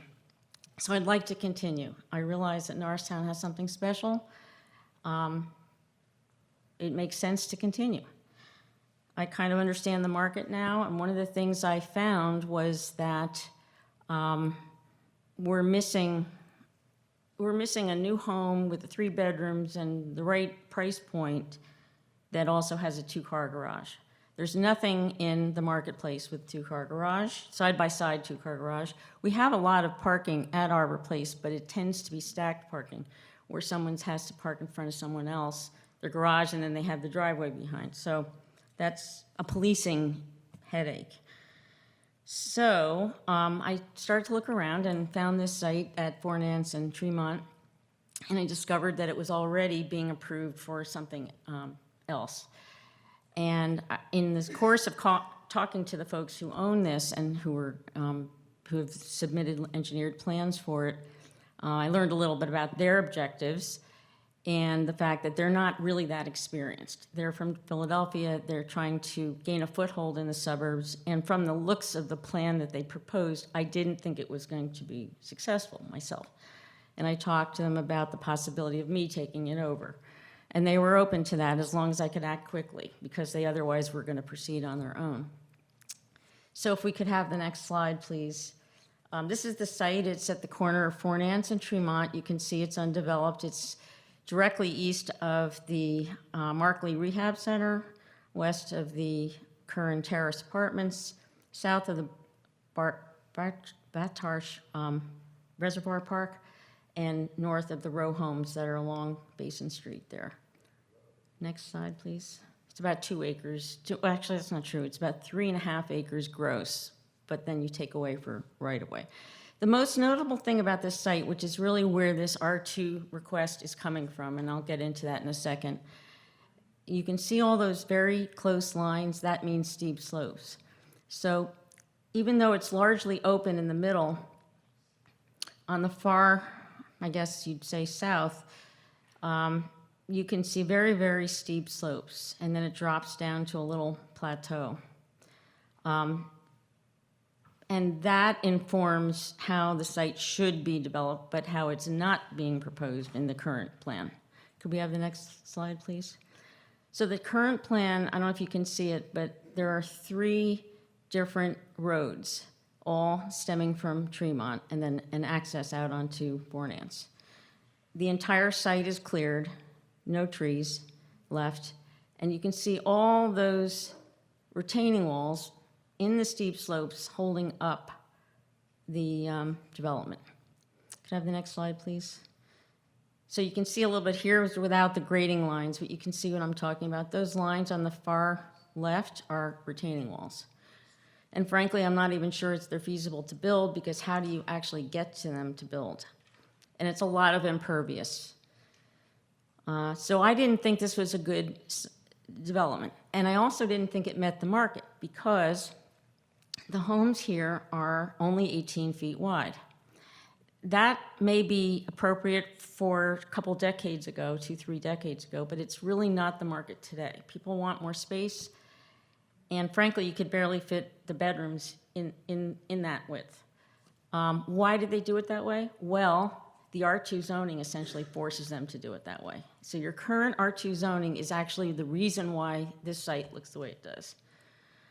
Number one, it doesn't allow townhomes. It only allows row homes. Row homes can't be wider than 20 feet per your zoning. Number two, they have to be lotted out individually. So no homeowners association to allow for more of a, there's no community to this plan. This plan has no central open space. And that's because the zoning requires these individual lots. And what I'd like to propose is a solution to this. So let me show you the next slide, if I could. Or I've already covered the market, so we don't have to go there. So this is a concept that takes essentially the program from Arbor Place, but does not have a stacked condition. It's an individual townhome, nobody above you, nobody behind you, individual walls with a 2-car garage. And then you come up to your living level, and if I could have the next slide, please. You have your 2 bedrooms, and then your top floor is your owner's suite with a roof deck or something. And or you could vary it and have your owner's suite on the 3rd floor and the 2 bedrooms on the top. But the bottom line is it's 3 bedrooms. Next slide, please. And when I make those homes not as deep and add that, make them wider and shallower, I can fit the product in a more community setting with green space in the middle and keep out of the steep slopes. So what I like about this plan is that it meets the market because it's wider. It still has the 3 bedrooms, it has the 2-car garage, yet it still has communal open space, and it stays out of the slopes and keeps the woods. It still only has the one access onto Fornance, which is important because if you notice from the aerial earlier, all the other homes along Fornance have individual driveways coming out to Fornance, which is a traffic headache, whereas here you can control the traffic. Could I have the next slide, please? So on Fornance Street, we actually have the ability to sculpt the land such that we can take advantage of a higher elevation and make it look like 3-story homes, because the garage is actually buried and hidden behind. So in this product, you would come in straight at the porch. Next slide, please. So if you can imagine, the driveway is behind you, you're coming into your garage, but the garage is buried. So I tried to show you that. Your front porch is off Fornance, and you'd come in straight at the living level. But these are only for the homes on Fornance and Tremont. The rest of the homes would look more like this. We tried to hide the top story with gambrel roof and dormers, and the living space is tucked inside, but it still has egress, so it meets code, but it looks more like a 3-story. It's sort of an optical illusion. Next slide, please. So what text changes do we need? And I'm not looking tonight for a vote on this. I'm just looking for a sign of support from the council so I can proceed with all the other stuff that has to happen concurrently with your doing the process that you have to do. I understand there's multi-steps ahead of us, but my option is very, very limited, and essentially it expires the end of this month. So I'm kind of looking for a sign from the council. Is this a good thing? And if so, I trust this council because I've done a lot of work in Norristown, and I think you trust me, and I would take that as a good sign, and I would move forward. So I'm not looking for actual a vote tonight on the amendments themselves.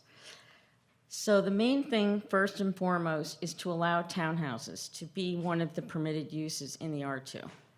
Right now, we have single family, we have duplex, and we have row homes. We don't have townhouse, and we don't have multiplex. I think that's doing Norristown a disservice because more housing means more tax base, more people growing roots here, more people participating in the community. I forgot to mention that when I did a little back of the envelope here, the tax revenue generated from these homes would be approximately $200,000 a year in taxes and earned income tax, and another $200,000 in fees that would be resulting from the development. So it's good addition to the tax base, in addition to good people who are going to become part of Norristown's community. And then I also limited and give control to the council by limiting some of the things I'm about to suggest to developments of 2 acres or more, where you can do a new home development as a community space. Next slide, please. So the key thing is to utilize the Uniform Plan Community Act, which your solicitor can educate you about, but basically it's a unique law in Pennsylvania that allows the computation of a lot to be not legally described on paper with 4 corners like you would normally see in a legal description, but rather a legal description that is pictorial in space. So it's 3-dimensional, and it allows for more flexibility for fee simple homes, which is what we do. And we've now done it 4 times, so we know it's totally mortgageable, the title companies understand it, people can buy and sell, it's not any impediment to the marketplace. But we'd like to introduce the Uniform Plan Community Act and make it a definition in your definitions, UCPA, which is not there now. So we'd like to add that to your definitions and allow you to compute lot sizes on the basis of an average instead of each individual lot. Because when you do each individual lot, you end up with the plan I showed you a second ago. I've also suggested that when you add open space, you could go down to something less than 2,000 square feet, which is what the minimum is now. Next slide, please. I want to just add, like I said, a definition of planned unit development, uniform plan community, usable open space, and so on. Next slide, please. Now, the garages is the other issue, and I noticed in your parking that garages, 2-car garages, only in the case of townhouses, are not allowed to be counted towards parking. And I was confused about that. First I thought it was a typo, but then I understood the origin for it came from the fact that I guess in historically maybe some people who didn't have enough space in their homes used their garages for living space. And then they didn't park in the garages, which is the whole point of having a garage. I mean, most of these folks who buy a new home, they don't want to park their second most prized possession, which is their car, in the snow and ice in the winter and rust and everything else. The whole point of having a garage is to house their car. So I was talking with Jane and came up with some ideas, and one of them is to add in some kind of limitation and make sure that it's deed restricted against any use of living space for your garage, and that it's enforced by a homeowners association or some professional management company. So in other words, we already do that, by the way, and we also enforce it, and it's never been an issue because people don't want to use their garage for living. They want to use it for their car. But if it's a concern that this could be abused, that was our suggestion, was to come up with some language. And I did, after the fact, send some language in, so I guess your solicitor can look at that. And then also, I didn't know why you had more parking requirements for these townhomes, which are all 3 bedrooms, versus the other 3-bedroom dwelling units that you have. All the rest of them are 1.5. I'm not saying we should go less than 2, but I didn't understand why townhouses were required to have more per unit than the other 3-bedroom dwelling units that you have on your list. So I was suggesting that it be 2 per unit instead of 2.25 per unit. I believe that's everything I had. Yes, that's everything. So with that, maybe I can answer some questions and have a robust discussion. Thank you. Well, I have a Council, question. go ahead. All right, go on for it. I saw the plan and I hear what you're saying about the 2 garages. One thing I didn't see, because where's the visitor parking? There were 12 spots could I maybe put the rendered, yeah, there you go. So if you look closely, okay, coming in off Fornance, there's 4 spots there. Then you come down, there's another 4 or 5 there. Come around the corner, 2 there, another 2 over there. You know, they're interspersed, in other words. So I think we got to maybe 12 out of the Okay. total. So they get to use 2 parking spots for their house. What's the average household, how many cars the average household has? It depends on whether they're a single or a double purchaser. If some purchasers, even 2 people, only have the 1 car. It's like an average between 1 and 2. We don't allow more than 2. So if you have more than 2 cars, you can't purchase. So we actually we control the number of cars that way. Okay, I'll be honest, just for me, if people have this, how many homes is this again, like 40? 48. 48. So 48 people, you got 12 parking if they have visitors or family or something like that. It's law of averages. I mean, not everybody has, the 100-year party. Like that's always your measure. Like, what happens if, you've had this gigantic party? But the law of averages, it doesn't, if people have 2-car garages, if they don't, then yes, you have to have more parking, more surface parking. But the idea here would be you'd have 2 cars for yourself, and you don't have to move out of the way to let your partner, out to go to work or something. So that's why I think it's plenty, because you'll have plenty of parking on the premises and then, enough for visitors. And I'm not saying this is like, you do have parking if you had to on Tremont. That whole frontage is available, not that it would be needed, but it's available.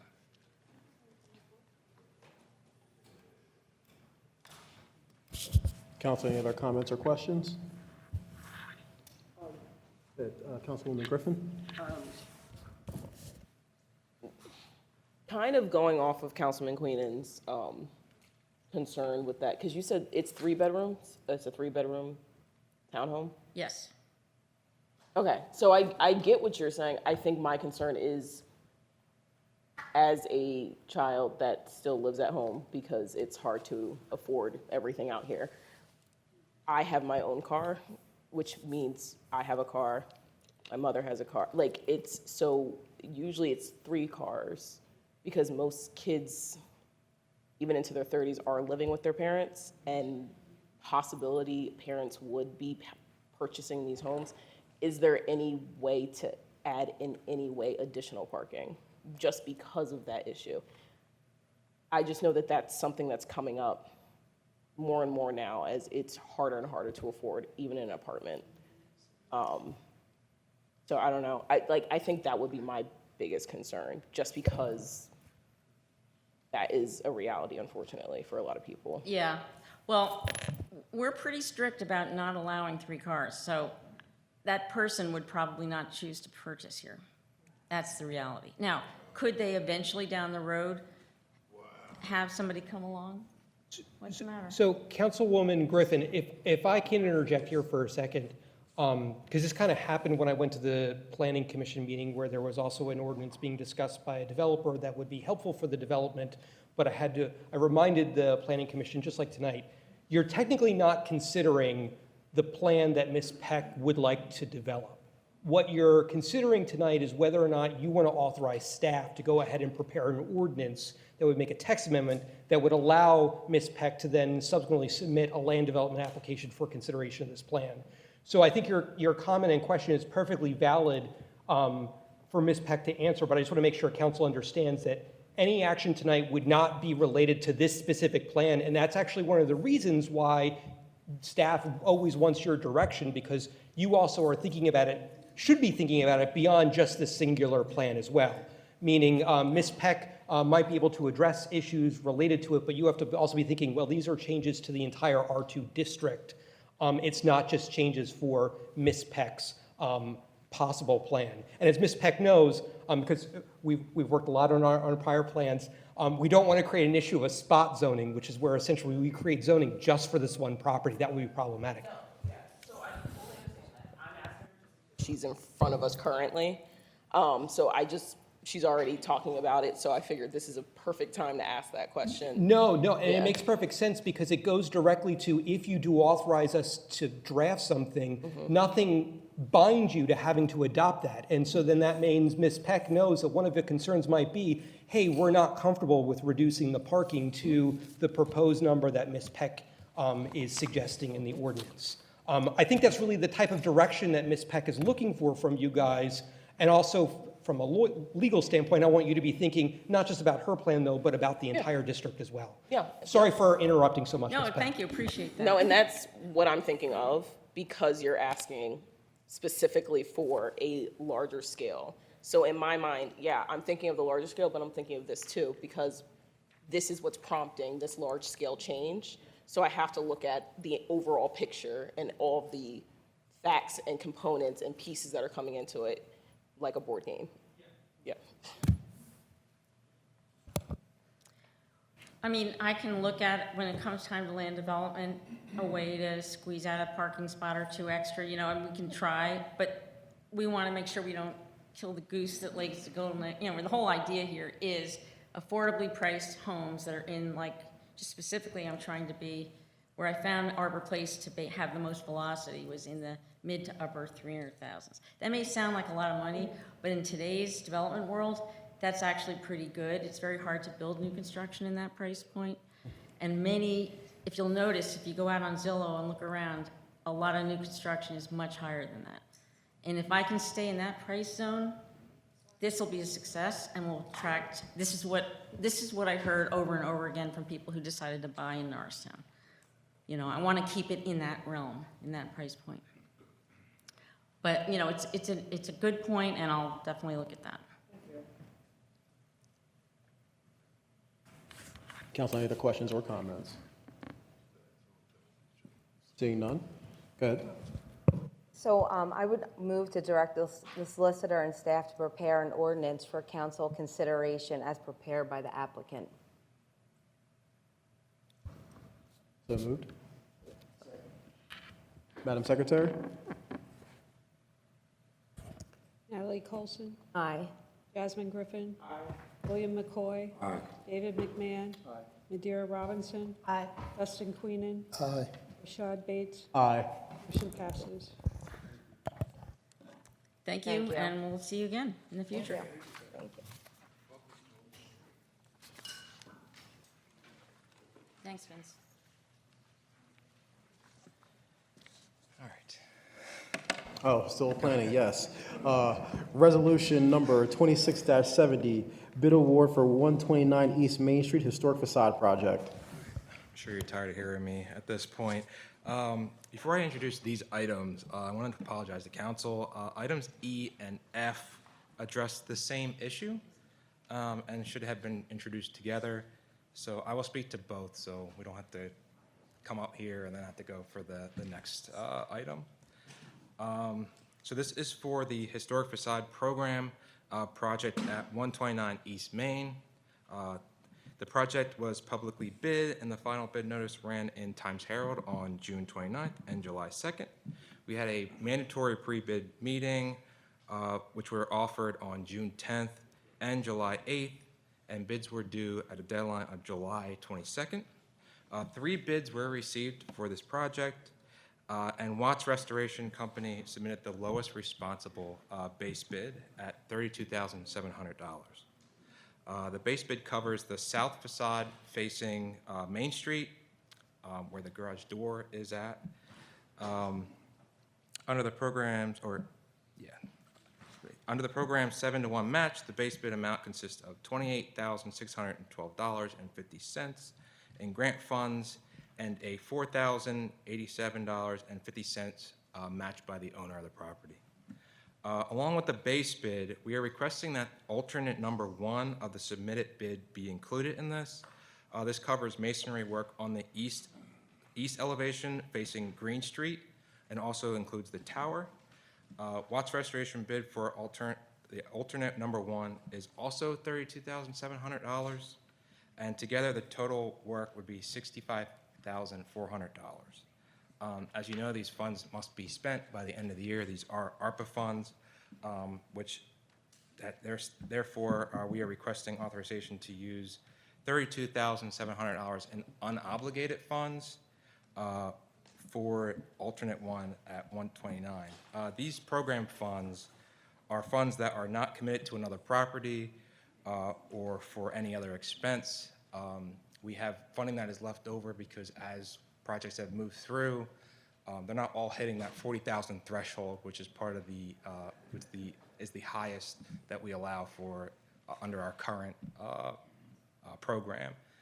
So anything that's left underneath that is now getting put back into the pool, and we have not received any further facade projects to use these funds fast enough.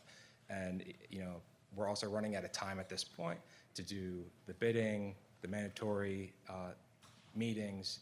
So we're trying to sort of use this pool that we have at around roughly $50,000 of unobligated funding. So with those two matched, they will be able to cover that $65,400. So in summary, we're asking council to award the contract for 129 East Main Street to Watts Restoration for a total of $65,400. Any questions? Council, any questions or comments? Councilwoman Robinson. Thank you so much, Vincent, to the entire team for bringing this forward. I know there's been considerable amount of work and support that's gone towards Five Saints as just an organization within the community, some of which I think is really great, some of which I'm interested to know more about in general. But more so to that point, I think that they're a great attribute to this community and the work that they're doing. I guess what I'm interested in today is just to understand with this bid and these unobligated funds, just to make sure that the matching protocols are still the same.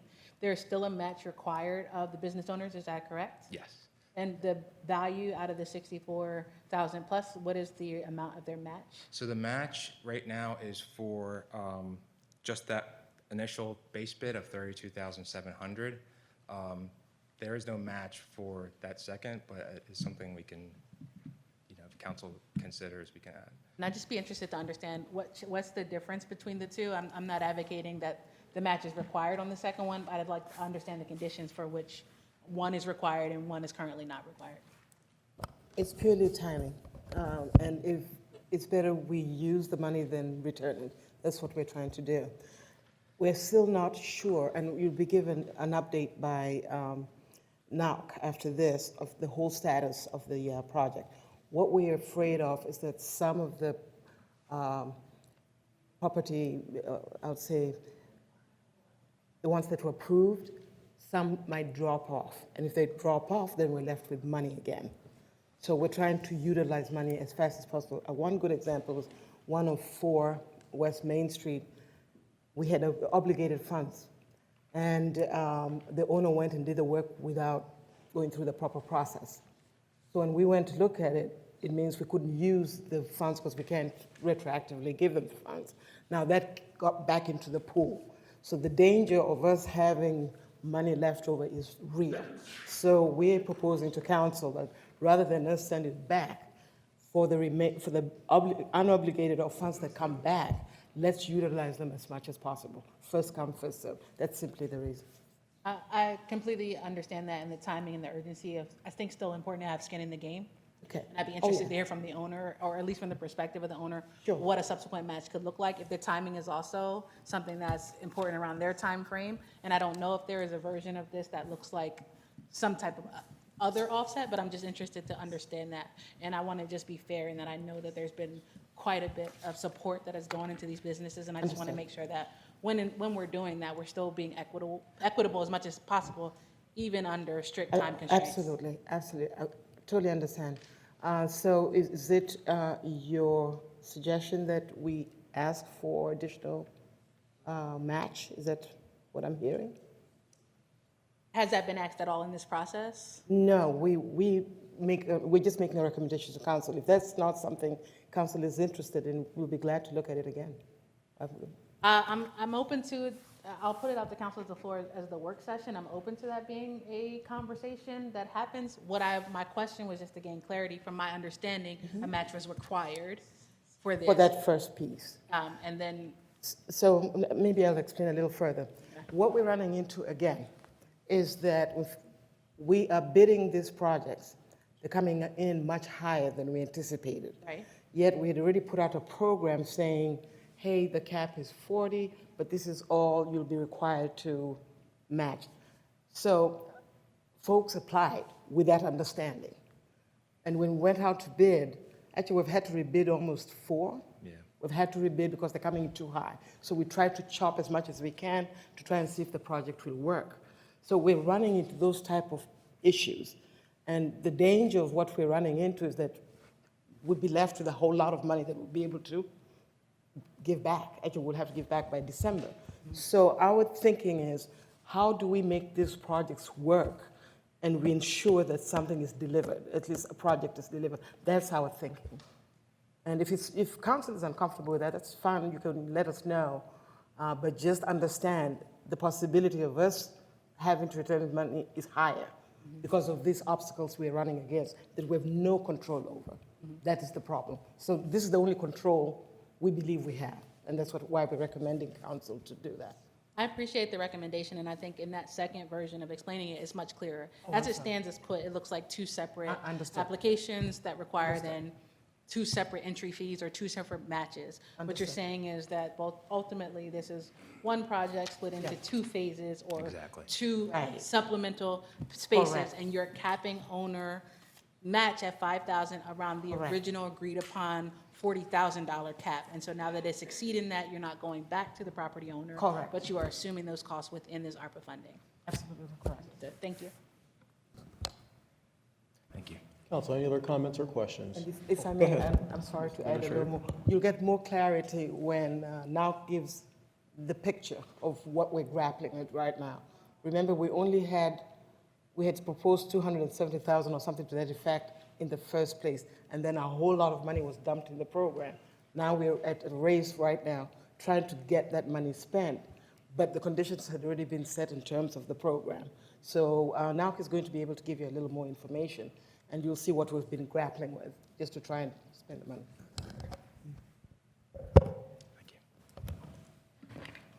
Council, any other questions or comments? Okay.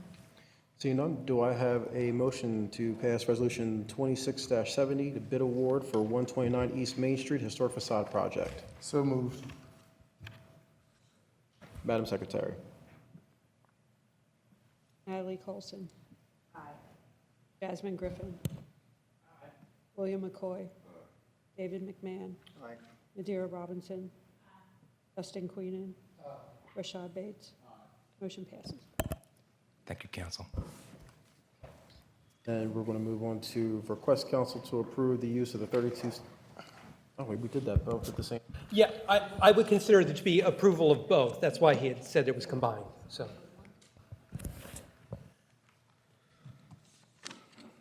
Police, request for approval, All Stars Program MOU. Good evening, Council. Mr. President, before you tonight is a resolution to approve an MOU to work in partnership with the District Attorney's Office for a youth violence prevention program called All Stars. As your solicitor will tell you, in my previous life, anytime I try to partner with any other organization, I always like to have an MOU in place. So we know what our expectations are, and they know what their obligations are. This is a program that the District Attorney's Office applied for a grant. They got grant funding. I don't know the total amount of grant funding they got, but the portion that would be interested in is the program is administered by the DA's office, but they need police officers from Norristown to assist with the instruction. And so what we would be receiving is about $24,000 in reimbursement of overtime for the police officers who teach in the All-Star program. A little overview of the program is a youth engagement program to help reduce early onset of bullying, drug use, introduction to crimes of violence, inappropriate sexual activity, stuff like that. And it's administered in our programs in our schools through our youth, and it is take place in cohorts of 20 students over 2 school years. So this would be the 2026 school year, 2027, 2027, 2028, for I believe a total of 40 students in the program. There would be an additional cost approximately over the course of the program, about $5,000 has been identified. The DA's office is working with another grant funding agency through the Attorney General's office to try and get grant funding to cover that. This program and programs like this support our strategic plan, again, my crime plan that we presented to council back in 2026, called for strategic geographical-based enforcement where we're identifying where crime occurs and taking action against individuals who engage in crime. So we're going after the people, but we need to have a preventative measure. And we've talked about this, many council folks. What are we doing to prevent our youth from engaging in criminal activity? Not just solely worrying about how do we arrest them when they get involved in crime. What are we doing to deter them from crime? And I would submit to you that this is one of the programs and one of many that I will pitch to this council over the next couple years where we should focus our efforts in preventing individuals and our youth, especially from engaging in criminal activity. So it'd be my recommendation that you approve this MOU to partner with the DA's office to participate in this program. Council, any questions or comments? Yes. Councilman McCoy. I'm just curious, what is the age demographic of the youth? I had that in there. It is 5th and 6th graders that would be coming from our middle schools. Do you know if there's any possibility to go even lower, like to 4th grade? Again, so we didn't write the program. We're just being asked to help administer it. So that would go back to the DA's office. And again, this is just one of many programs that we want to bring to you. And I think we can all agree, it's been a while. My kids are all grown now. I don't know what that age group is, but between 10 and 13, may not have seen 3 years, but it could be a lifetime in, developmental growth, right? So I suspect that this is tiered to that as the area where they feel that the target is best as far as getting action and engaging our youth. But I would also agree with you, we need to have a program that goes much younger to our younger students. Definitely. I like the idea of the program. I know my efforts have recently shifted to like 4th grade because it's something called the 4th grade syndrome where like grades start dropping significantly after the 4th grade. In addition to that, I definitely want to start seeing more programs on identity and self-esteem. Like we can't just jump straight to bullying and like violence prevention if we're not building the young men and women up. But I have no opposed. Yeah, I'm not opposed and if I may, just to seize on your point, you'll recall that we had our Girls in Blue mentoring program, which was the program that is self-esteem building, image building. That program's been going on, and here again, that was our program. This is the DA's program, and what I would submit to you is that we need to find that youth engagement that helps our young men develop self-worth and pride, and helps develop them in those areas also. My final question, do you know if there's any involvement with the community being a part of this type of program as well? Only in so much as that we're identifying the kids from our schools who are within our community as individuals who participate in the program. I have a question. Do you get to pick which officers we put in our program, or does that come from the DA that picks officers? No, we would Okay. pick. We would definitely use our SROs who are already in the schools with the kids, and then we would identify the other officers who I find appropriate to engage in such programming. It matters. We have to have people who truly want to do this type of work with our youth. Councilman McMahon? So in addition to, it looks like a couple of schools would be the focus of this, but what would be, how would candidates or kids be selected for, what is the engagement process or reaching out look like? Again, I'd have to defer that to the DA's office Okay. because we didn't model the program. Right. I have looked through I would think that they would look to individuals who, vis-a-vis our SROs and the school district, who are at risk. I mean, that would be my high order view of it. We identify individuals who are at risk. sure. Yep. And I guess they send reports back to you. The SRO send reports back to you in the. Yep. Yeah, we would definitely So take information. you will have input as well, correct? Like if you wanted something to shift within the parameters. Yeah, we have input. We have the ability to tweak it. I work with DA's office and the folks there very often. There is a train-the-trainer program that our men and women are going to go to, and in those types of train-the-trainer. So we'll learn the level of instruction that we need to be, and then we can tweak it to how we feel it best fits our community. Councilwoman Robinson. Thank you. I just have some questions. I know that this is currently slated to be a reimbursement for overtime and 2 payments equaling $24,000. Can you talk us through a little bit how that overtime looks? I saw that there are scheduled timelines for when this program would take place. Is the assumption that this would be in addition to a regular SRO schedule and that's automatically their overtime? Or is this just going into a general pot of overtime funding? So in the SROs, again, I didn't develop the budget for this. That is a budget, that's where we expect it. But for example, our SROs, depending upon what time this takes place, I think this is going to take place in the afternoon, they may still be on duty, so they may flex their time. It's currently slated at a 3 to 6 and then approximately a 4 to 6 p.m. Is that after a shift? Yeah, there would be some overtime there, but a part of that would probably be during the regular shift, and there would be some overtime covering that. And then looking at this, how this is breaking down, I know that there's some additional costs that you're proposing in your budgeting, that there's an additional cost just to incentivize the program through some modest incentive. But I'm just wondering, have you already identified a grant? And look, from the language here, you're looking to identify some funding to offset that? Well, it's funny you should say that, Ms. Robinson, because today I was handed another document from my lieutenant, who's good for giving me documents at the 11th hour. But the DA's office has identified grant funding through the Pennsylvania District Attorney's Office. They are filing for that grant, and that grant would cover the $5,000.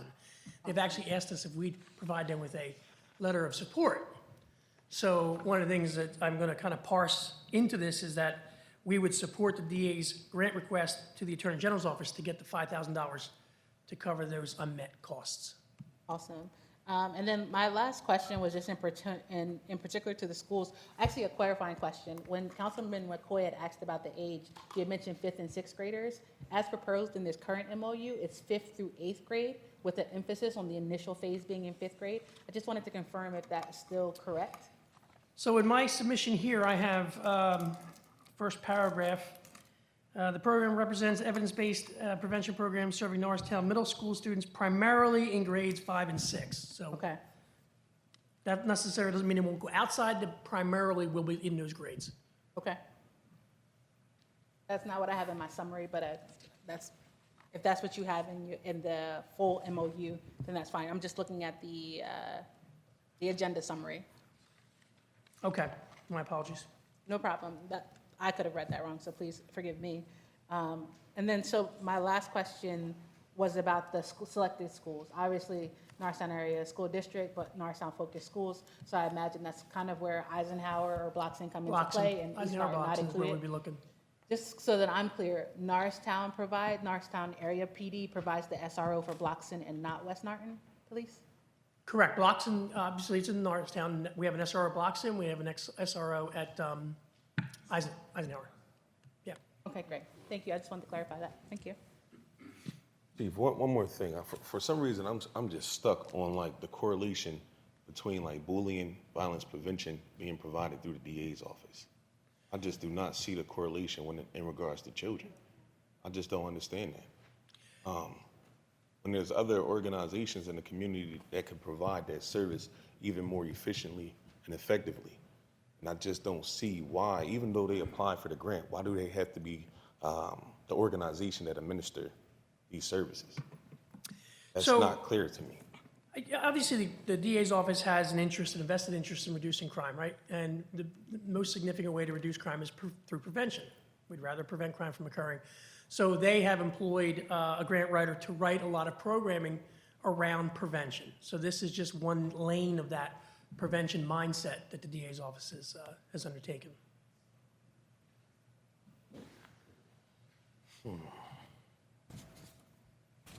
Thank you. Yes, sir. Any more questions or comments, council? Seeing none, do I have a motion to request, do I have a motion to request approval for the All-Stars Program MOU? So moved. Madam Secretary. Natalie Colson. Aye. Jasmine Griffin. Aye. William McCoy. No. Madeira Robinson. Aye. Dustin Queenan. Aye. Rashad Bates. Aye. Motion passes. David McMahon. Oh, I'm sorry. I apologize. David McMahon. Aye. Sorry.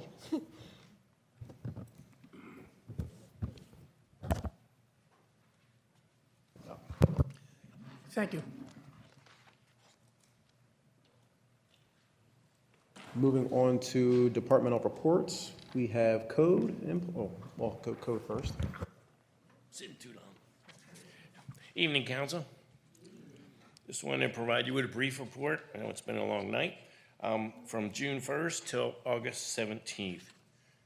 The first page you'll see here, we issued 228 building permits. Next one, Kev. And during that time, we issued 606 proactive violations and 1,222 other quick ticket violations. And actually, one of the subjects that came up tonight from the public was concerned about trash. We do see there's a trash problem in Norristown.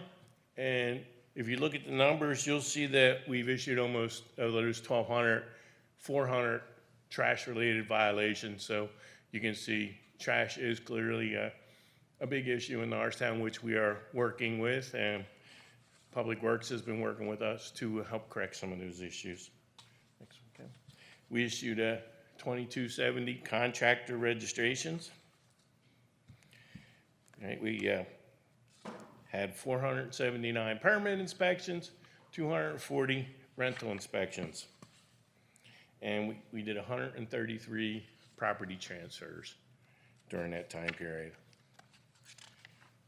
Okay. As you know, the C-Click Fix system is a public system people can use to report their concerns, and I just wanted to show you that we responded to 378 complaints. Now, out of all the complaints that were sent in on the C-Click Fix for the municipality for every department, 72% of them are actually handled by the code department. So, as we talked earlier, we have a trash issue. These are just two of the remediations that we did, and we did 17 of them during this time period. Now, those 17 were done by our private contractor, where then we clean up these properties. Property owners are issued citations, and they are invoiced for the work that we do. Now, we work with Public Works daily, and so this average here alone is almost 2 a week, but Public Works is helping us with that project, and I will tell you, we're probably doing at least 4 remediations weekly, picking up trash and other items with the help of the Public Works Department.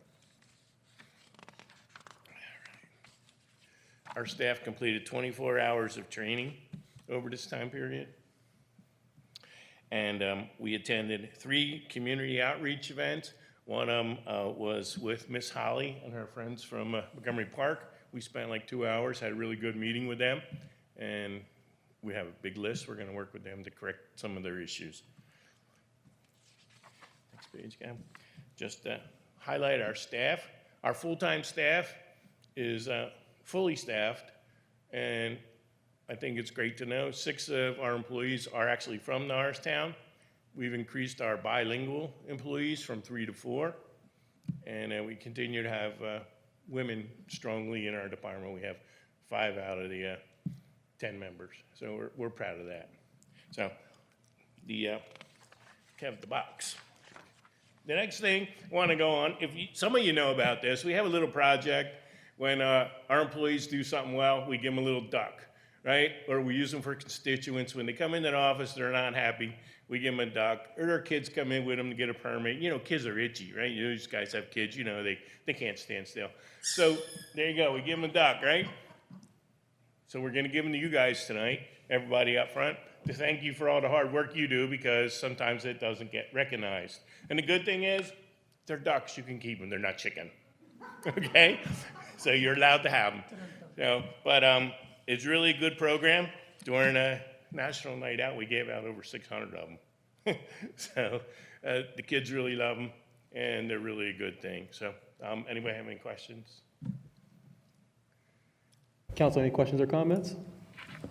Councilman McMahon.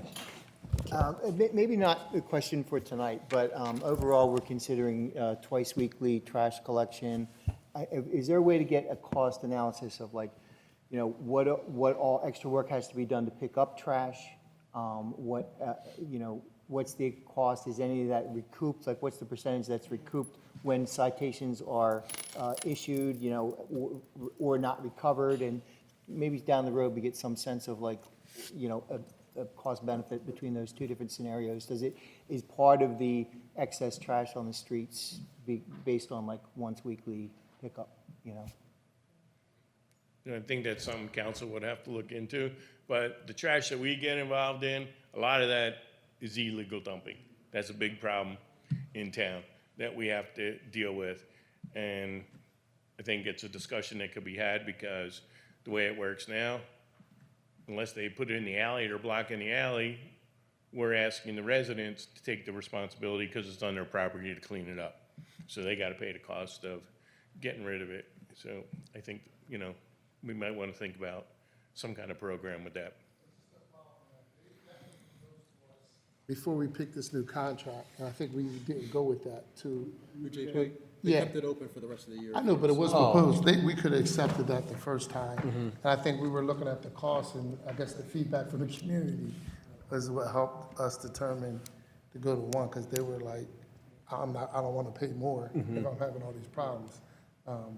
So I guess we could rediscuss that, but I just remember that's what it was prior. So this ain't new. We already discussed it, but we could discuss it again if you guys like. Yeah, kind of do. Yeah, I didn't know if there would be a savings, you know, by going with the twice weekly. Oh, no, it costs Would more money. reduce- No, I know, but if it reduced the expense of public works and everything. Oh, yeah, like he said, he deals with more. But if it's dumping. illegal dumping, then it's kind of Yeah. a moot point, but Yeah, it's, I was just curious. it's not a lot of like regular trash pickup. It's a lot of illegal dumping is most of it. I just have a quick question. For violations, when you issue a violation, would you say most people comply on the first violation, or do you have to go back multiple times? Would it be more than half, or Yeah, it's about half. about half? Okay. About half. So one of the good things that I just learned recently that I'm going to be working with Patrick about, he doesn't even know it yet. Apparently the Commonwealth filed a new law that if these property, we have discussion recently about all these landlords coming in and want to convert properties and too much trash, too much parking, right? One of the things is if they're found guilty of code violations, we can go through the court to prevent them from buying more properties. So that may be a bonus for us, something that we can look into coming down the line that would help with some of these issues. That's great, yeah. Thank you. Yeah, it really is. Thank you. Any other questions? That's good. Thank you. Thank you, Keith.